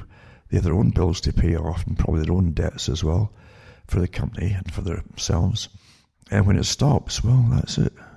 Won't come back again. And it says, responding to the COVID-19 pandemic requires global cooperation among governments, international organizations, and the business community. Yeah, well, not the small business, you know, just the big ones. They'll get bailed out.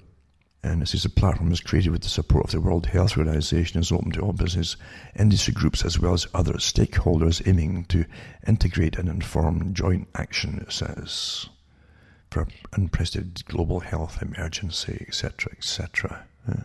Well, none of us asked for the WEF to do it all, and we don't vote for them anyway, but they seem to run our lives because those who run it all at the very top of the WEF are the world's ultra-wealthy elite. They are the ones, eh? It's quite something, eh? But they've got it all worked out, and again, the Rockefeller Foundation is churning out stuff that you wouldn't believe. But in reality, they're just taking them off the shelves, these scrolls, and dusting them off, because the plans were made years ago for all the things that are happening today. That's how things happen, eh? They pretend it's spontaneous. We're dealing with it on the spot in real time. Sure they are, yeah. Tell you. Quite some, isn't it? But I'll put these articles up for those who want to. And the Great Mobility, again, this the program and coalition is awfully important. How they're going to have the Global New Mobility Coalition, GNMC, by the WEF. Active, diverse community of over 150 globally renowned experts. All these experts. Where is this big place where they churn out these experts, eh? These high priests that rule our lives now. You know, if it rains, it could be raining today, you should all go outside with umbrellas. No kidding, eh? Or they have oilskins on the TV. They used to have oilskins on. Dumb things like that to tell you that you can't think for yourself, eh? Okay. Or it's going to be warm the day. Don't overdress because you might overheat and have sunstroke. Okay. And if you do feel yourself getting too hot, take something off. That's why you need these experts. That's why they get paid such big money. And some folk are going to say to me, you know, Alan, some folk need them. I don't know. And it's true. I can remember many years ago when I used to watch TV, they had a program just on safety and interviewed different people who manufactured things like step ladders, and they had to cover them with different warnings about don't stand on this edge of it just by itself. Don't stand on 1 foot if you've gone above the top rung and you're trying to paint a ceiling or something. Don't do this, don't do that. Because there's so many idiots that will do it. You see? And you expect that. You will always get the folk that will do it. But they'll sue, you see. Here's the thing, too. Oh, someone's lawyer will get hold of it. Well, we can sue them, you know. They didn't have enough stickers to warn you. And that happens. But, so yeah, I mean, I guess some folk need the experts to tell them what to do and what not to. But that's not everybody, let's be honest. That's just stuff. That's the minority who really can't think for themselves. Or they truly believe that they should always get an expert to tell them everything you do. Everything. Yeah. But anyway, that's the New Mobility Coalition. I'll put that up for those who want to live in healthier cities, you see. Again, this is to do with accelerating the shift to shared electric and autonomous mobility. I mentioned it before. So you're going to share cars. You're not going to have so much cars running around. They want to get rid of the gasoline engine, as you know. That's again Agenda 21 anyway. And we're on our way. We're on our way with all of this stuff. Another one too, again, there's no scientific evidence to support the disastrous 2-meter rule. I've been through this before. And here's another one saying the same thing. Queuing outside shops, dodging each other ones inside, and not getting too close to other people anywhere. Social distancing has become the norm. Isn't that astonishing? Something that was a complete made-up thing with a girl and her dad in the computer. The 2-meter rule, however, is also seriously impacting schools, pubs, restaurants, and our ability to go about our daily lives. The government is reviewing the policy, but what evidence is there that keeping their distance makes any difference to catching COVID? Even the Lancet said it, and it's in here too. The review provided evidence from 160 studies in support of physical distancing of 1 meter or more. This might sound impressive, but all the studies were retrospective and suffer from biases that undermine reliability of their findings. But I know that some of the top, virologists have come out and said that, half that would be fine. Half the 6 feet would be fine, so you're down to 1 meter and even less. It's just completely bogus, folks. And hey, that would be a miracle indeed if a virus goes as a straight line out your mouth, poof, and stops at 6 feet. Where did this bogus voodoo come from? Not in nature, believe you me. It doesn't exist in nature. That's quite. It really is something, isn't it? But facts don't matter. Facts don't matter. I keep reminding myself about that too. Emergency room visits for heart attack, stroke, and high blood sugar levels fall by nearly 20%. Doesn't mean that folk will read that and so I think, oh, well, it's good. It's fallen. There's not so many visits. I guess it's better. As Americans are scared of catching COVID, that's a reason. It's not because they're not having heart attacks and strokes and stuff. They're scared to go to the hospitals, you see. And that's from the CDC, which they knew too, since they couldn't get in anyway. They closed most of these things down. And folk were dying, and even ambulance drivers weren't even taking them to hospital at times, so that's been in the papers as well. So how many folk have been really killed by the fact they can't get treatment for things which they could have been treated for? It's disgusting what's happened here. You have pretty well empty hospitals at times, but there's nobody in the ER or anything else to take care of people who are really sick. So the visits for the heart attacks fell by 23%, for strokes fell by 20%, and for uncontrolled high blood pressure, sugar levels decreased by 10%. Or how many folk died here? And for hyperglycemic evidence, the largest decline was seen amongst the 18 to 44 age group, which fell by 12%. And so these are life-threatening conditions that declined because the folk couldn't get in the hospital.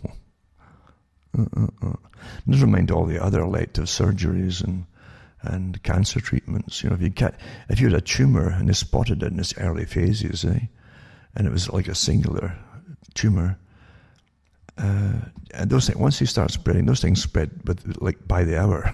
Once they start spreading, and you could have wiped them out on time individually. But here's the first one. Here's the primary one.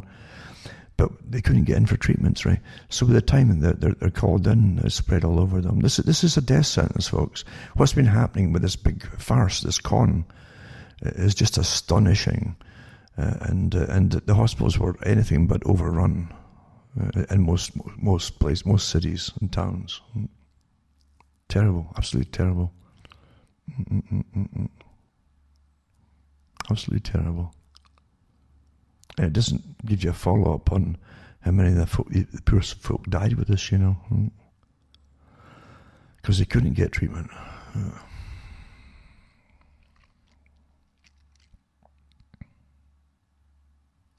Terrible. So there you go. Now, just to make you cheer up, and it's true, you got to cheer up once. You can't live in gloom and doom, Even that's all you're getting fed right now. But don't you look up to scientists that they're going to rule your lives and manage it? It saves all that heavy thinking stuff, of worrying. Scientists are going to make sure they can manage your lives for you, and through computerization and monitoring and spying on you, they'll be able to keep you perfectly safe, and maybe even wrap you in cotton wool in case you fall and hurt yourself. And maybe they'll get a program that'll predict when you're going to fall, right? And stuff like that. Well, just take care of you, because obviously you can't take care of yourselves. But it makes you feel so wonderful when something breaks out that terrifies the whole planet, and then they tell you it comes. And let's be honest. Come on, they said it was within distance of the Wuhan lab. And we know that Fauci and the rest of them had given certain viruses, corona type, to the Wuhan lab, and yada, yada, yada. So that's what terrified people. But science really is on your side, no matter what you think. I mean, that atom bomb thing and all the ones they let loose in the Bikini Islands years ago that spread radiation around the world, those were just, they were just little fads that they went through. That's just fleeting fads, you see. So we should just forget that and think of all the positive things that science has given you. So let's be like a totally surveilled society, spied and so on. Genetically modified mosquitoes could be released in Florida and Texas beginning this summer. Silver bullet or jumping the gun, it says. Isn't that amazing, that, And I had touched on this one before, but it says this for the first time that genetically modified mosquitoes could be released in the U.S. That's not the first time at all. But on May the 1st, 2020, the company Oxitec received an experimental use permit from the U.S. Environmental Protection Agency to release millions of GM mosquitoes labeled by Oxitec as OX5034. I think I mentioned that last week. But does it make you feel better that forget about viruses that might be man-made in laboratory, and just concentrate on the good things that's coming, like these mosquitoes that are modified as well, And it says, well, these lab-bred GM males are released and mate with wild females. The female offsprings die, it says. Continual large-scale releases of these GM males could eventually cause the temporary collapse of a wild population. So there you go. And genetic engineering for disease control. That's why they're doing it. Understand? They're going to create genetic things that can carry diseases to control disease, for disease control. And these mosquitoes that can't spread disease are examples of how genetic engineering may transform the natural world. Isn't that wonderful, It says, new advances in genetic decoding and gene editing emerge with speed and enthusiasm. The ecological systems they could alter remain enormously complex and understudied. So, it's quick. You're living in Frankenstein's world, and you're taught that it's wonderful, it's great, and the whole thing. But I know they had dengue fever in Florida for years. And I think some of the things were released there at one time, trying to do away with that. And Bill Gates is into all that stuff as well, of course, with his different funding to help humanity. Doesn't mention it with this one, but I wouldn't be surprised if he was, because there's very little he doesn't have his finger in. Or there's very few pies he doesn't have his finger in. Maybe none of them, actually.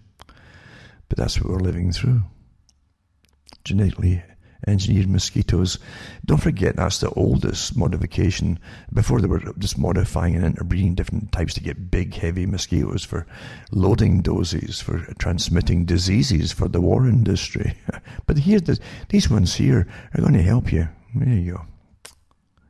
Maybe when you hear that bzzz coming towards you, and you've been in the military, you say, halt, friend or foe. You see? Find out what it is. Is it a friendly mosquito or normal, or a modified one, that's rather nasty? Yeah. And you'll be even more shocked if it answers you. So I mentioned that one last week anyway, and you can go into it's longer than I read here, because it goes into the side effects and maybe problems to do with genetic engineering and the fact that folk might have bad reactions when they get stung and bitten by these mosquitoes, because you can get prophylactic shock because of it's a different type of mosquito, you see. Just little things like that, for the greater good. There's always got to be sacrifices for the greater good. Government wants to ban the cast choir from singing, right? When musicals return to the West End in London, says Lord Lloyd Webber, because of fears that it spreads coronavirus. I guess they can mime, eh? I guess just do what they used to do with the groups in Britain on Top of the Pops. They could get on there and just mime quite safely, because they're not forcing their breath all over the place, you see. The composer reveals he has talks with the Culture Secretary Oliver Dowden. And so Webber says he's unimpressed with the current government advice. Theatres have been closed since the coronavirus lockdown began in March. And amazing how you go into a supermarket, but you can't go into a theatre. But it's a special virus, though. It's a 6 feet thing as well, It's just... So Lloyd Webber revealed his plans to test hygiene technologies needed to bring back this... What do you mean hygiene technologies? To be showcased in the first week of... Maybe they could attach certain things like ultraviolet to the mouths of the singers, so that when they sung out and the breath came out and all that, it would sterilise any viruses in the molecules of water vapour, from the breath. I should have said that. Someone will get a patent on it right away, Yeah, there you go. Even though I think they had something similar to that in the original Star Trek series. I think it was the 1 too, where that woman, she was a princess, and it was being transported for a marriage. She was not willing either to go for the marriage. They would cement the friendship of two planets that were always at war with each other. That's what it was. And some of them, you'll see them with this little thing round their necks. They were kind of blue faces they had, and two not pointed ears, like they almost had like almost like two proboscis on top of their heads, as well as ears, but they were blue faces, and they had this little thing round their neck that gave up a vapour in front of their mouths and noses. Maybe they could come out with something like that, eh? And you could sing cats, and you could hear it gurgling at certain points, gurgle, gurgle, this water vapour stuff. Just a thought, So anyway, he revealed he was not impressed with some of the safety provisions, blah, blah, blah. And the government has advised the theatres to ban singing when the musicals return. It says... one of the things that's brilliant for musicals, he says, which is that you're not allowed to sing. He was referring to singing on stage specifically. I guess we can sing in the bath, perhaps, eh? Experts have warned us. Well, maybe that's what they should all do, is they should all go into the cubicles in their bathrooms and just amplify it onto the stage when they're singing, and that'll be safe then, eh? Experts have warned that singing is particularly dangerous in terms of spreading the coronavirus. Experts again, eh? I wonder what kind of experts they are, these ones. These are singing experts, eh? Or maybe they're aerodynamic ones, that they can tell the patterns of the viruses. But if they're singing on stage and they're 6 feet away from the folk, what's the danger, eh? And the folk in the audience are way more than 6 feet away, for goodness sakes. Or is it all voodoo and magic anyway? Well, of course it is. And you don't need an expert to tell you that. So Lothar Wieler, the head of Germany's RK1 Diseases Institute, says the droplets can fly particularly far when singing, he says. I guess he gets paid a lot to come up with this kind of stuff, because he's an expert, you see. It says several states in Germany have banned choir singing in church services, even as shops and restaurants have opened. Speaking on BBC Radio 4's Today programme, Lord Webber, I guess he's both now, said it's already been proven that theatres can reopen safely in South Korea. Yep. That doesn't matter. Facts don't matter now. And it says, believed to be the only large-scale English language production anywhere in the world, the show's world tour has been attracting large audiences to the capital's 1,600-seat theatre. I guess is it the Phantom Opera, or what's he running here? Phantom Opera, yeah. The show is a mandatory 3-week break in April after an outbreak of COVID-19 among staff, but has since run without problem. There you go. But there you go. That's how dumb it's all getting and how silly. But it'll get a lot sillier than this. Everything's silly, isn't it? Even demonstrations across the planet. Huh? And you're thinking this all to do with one person being killed in America. Come on here, eh? And then that part dies down. Then you've got other groups wanting to riot and to go further for a communist revolution. They openly say that. I don't know. It's pretty nasty and pretty silly as we go through chaos into the mouth of madness. Eh? Or maybe even from the mouth of madness. Now I'll tell you too, I'm not finished yet, mind you. I should remind you again, before you forget, because folk will forget very quickly, to go into cuttingthroughthematrix.com website and make a list. Always do this, make a list. And save the list of all the official sites I have listed on the cuttingthroughthematrix.com website. These are my official sites. Anything happens, remember, you can always go in there and go to the com site on the Sundays and download the talk. Because there's different things that can happen occasionally and we have problems, and especially now with the COVID and everything else going on and the slowing down of internet and different things like that. So if you get problems or anything getting pulled from other outlets, you can always come back to the source, cuttingthroughthematrix.com, or one of my other sites listed on that one. Remember too, you can buy the books and discs at cuttingthroughthematrix.com, and how to do it is also on the site. And you can donate to me and help me tick along here, because believe you me, it's a lot of work to put the stuff together, and it's widely used by other folk who make their living on it. But it's not lucrative by any means at all. I don't sell t-shirts, I don't sell anything except just what I've mentioned, books, discs, and what I give out there. Lots of information, because we're living through an incredible time. This is history. I've said that from the beginning. This is history in the making. And it's the kind of thing that if you have grandchildren one day, they'll turn you and ask you what happened back in so-and-so. And what are you going to say to them? Oh, we just had a disease, and then someone got killed, and there was massive riots. And then, is that what you're going to say to them? Or are you going to have the facts there? Because you have to know that the truth all must go down through time, by a few at least. Truth, that's how it comes. That's how at the present time some of us know. Not everyone passes it on. But there's always occasionally little groups of people down through time keep a hold of the facts and the truth, not just the official records, which are always skewed, but the things as they actually happen. As I say, it's so important too, as I said earlier, that I hear from people with their own observations on things. Is awfully important. Nobody's exempt. No one's unimportant, because you're living through it. Real history. You're experiencing the real history. And don't let it go to waste and disappear to be left with official ridiculous books. Just stick to getting your own facts across there, and send them to me if you. And lots of folk do, as I say, keep in touch with me. It's awfully important they do. And others can get in touch for the first time even and let me know how they're doing and what they're seeing across the world, because that is history. What's happening now is history. So again, donate to me, and you can see how to do it at cuttingthroughthematrix.com. It's very much appreciated and utterly necessary. This is not to buy me second cars or something, even though my old junker is about kaput.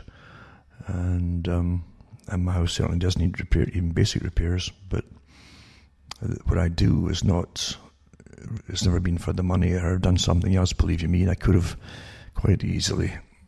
So cuttingthroughthematrix.com, and send me a few bucks. Now, this one here too, coronavirus. This is a good example of the world, really. The UK needs to borrow more than £400 billion, actually. £400 billion over 2 years. And the International Monetary Fund warns it as it abandons hope of V-shaped recovery, it says here.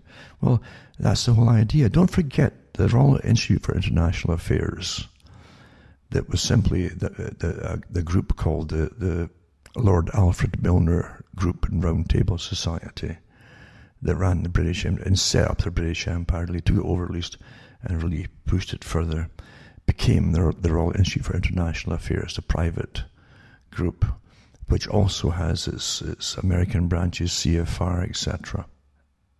They also set up the World Bank, the Bank for International Settlements, the International Monetary Fund, the United Nations eventually. They set up that too.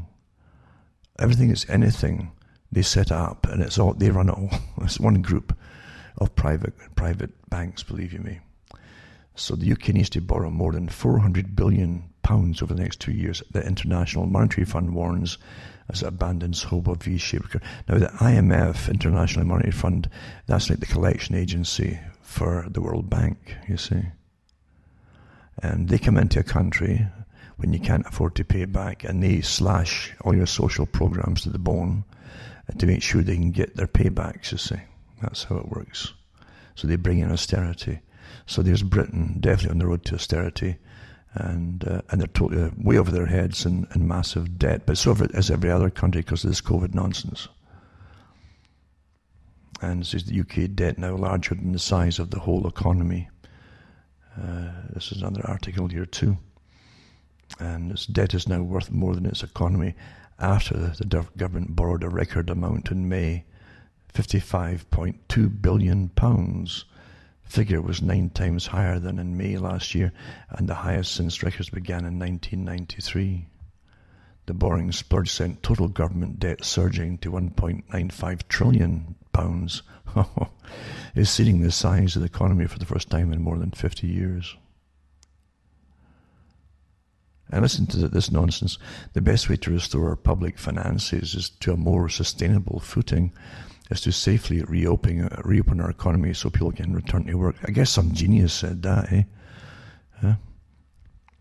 We've set out an action plan to do this in a gradual and safe fashion, including reopening high streets across the... Why go through this farce when you've had massive protests across the country that ignored all this lockdowns and everything else? Come on here. Huh?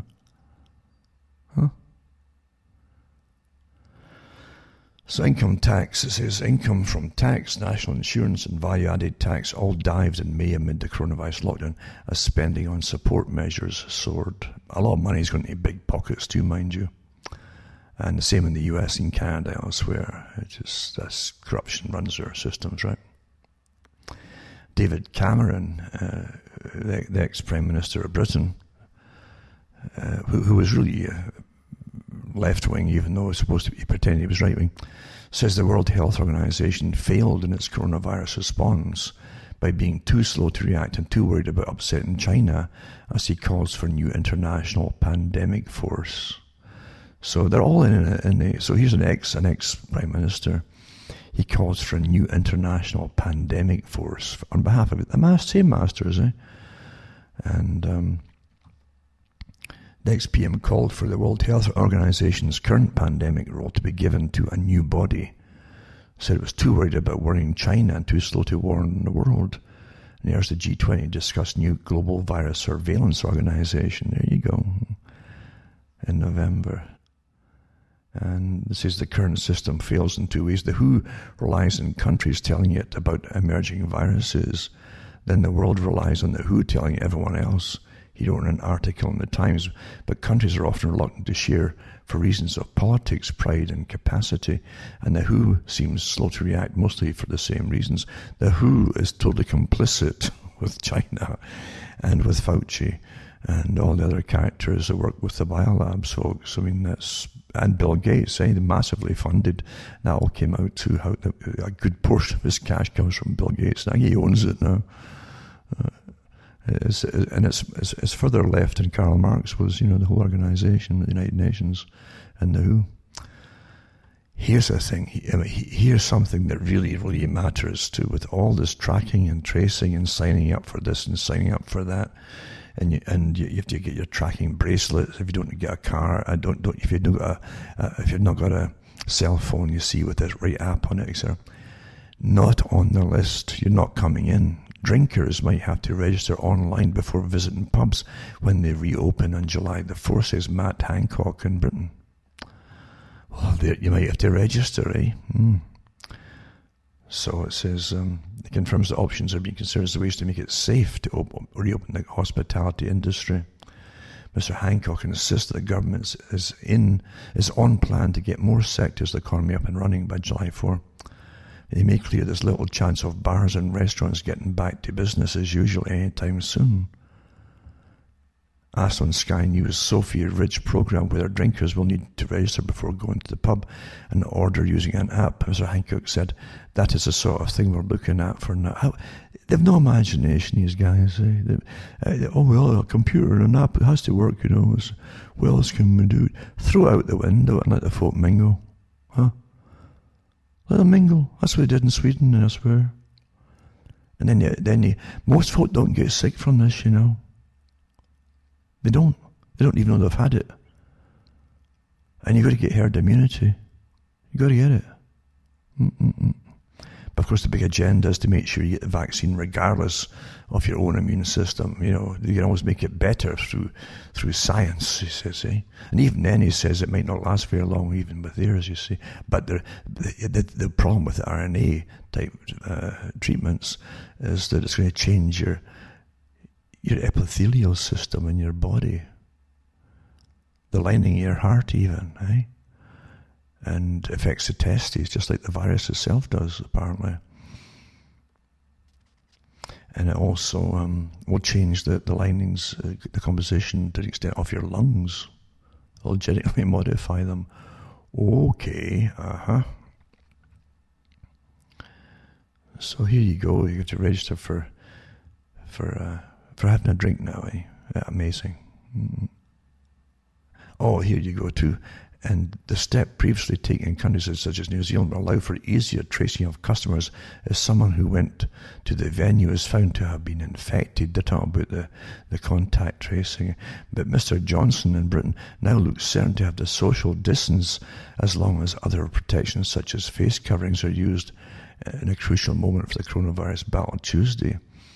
So they might go down to 1 meter rule. I guess they have to tell the virus, look, now you have to self-destruct at 1 meter.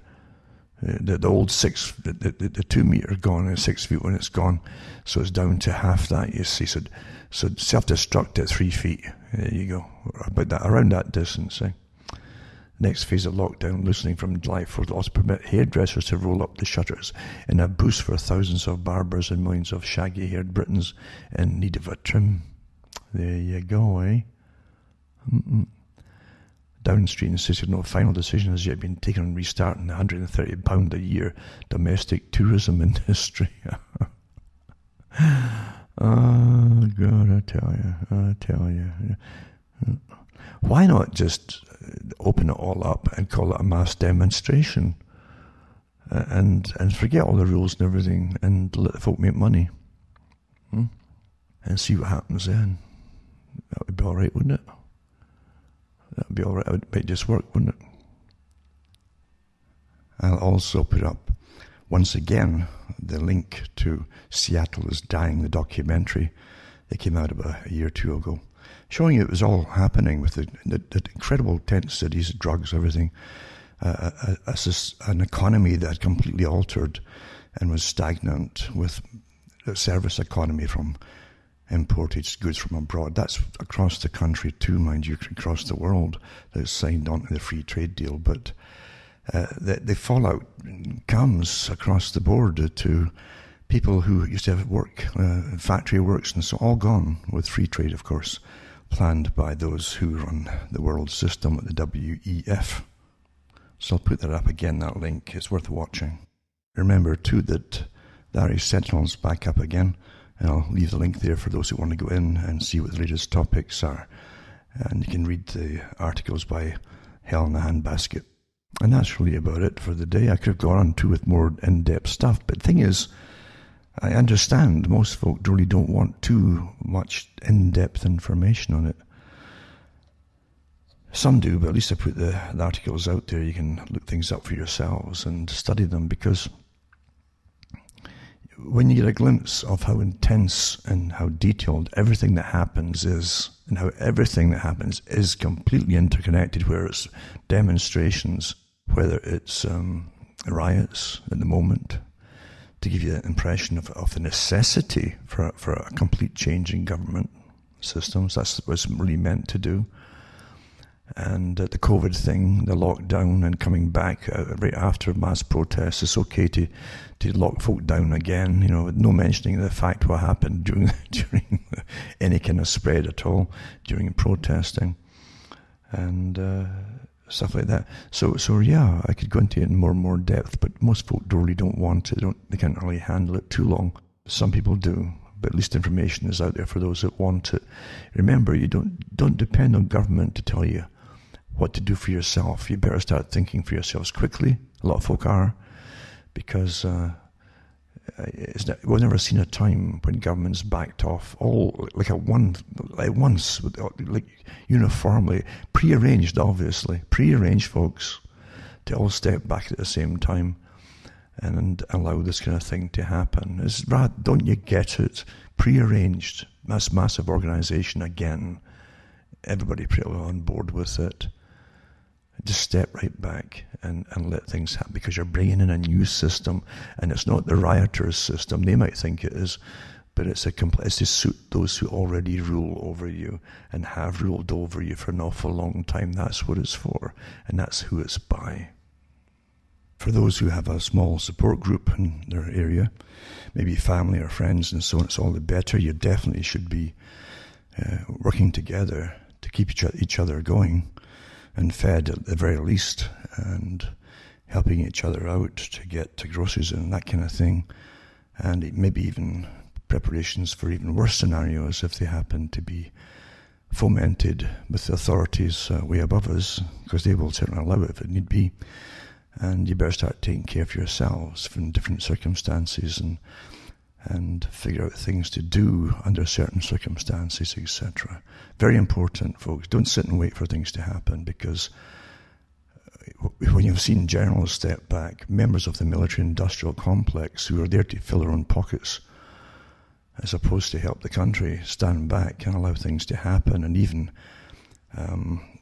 saying that they wouldn't back up the president or going to do anything, then you've got the police situation where they won't do anything either, because it's not safe for them to do it, because they can't get backing either from superiors and politicians. No one's going to lose their job over upsetting certain segments at this moment, and that's plain to see. So you have to take care of yourselves, because this could turn into a horror show very quickly with another incident, if that is what the big boys want themselves. They certainly want a regime change, but it's not going to be what you think is. This is the same change, the post-democratic system that the Club of Rome, which is part of the WEF, has been talking about for years. A post-democratic system, they got to ram it in, and this is their way of doing it, for those who haven't figured that out yet. So anyway, hang in there and keep in touch, the folk out there. It's very important as we go through this scenario, and it's not finished yet, as you know. This is to bring in a new system that was been planned a long time ago, and it's a way to do it. From myself, Alan Watt from Ontario, Canada, this good night. May your God or your gods go with you.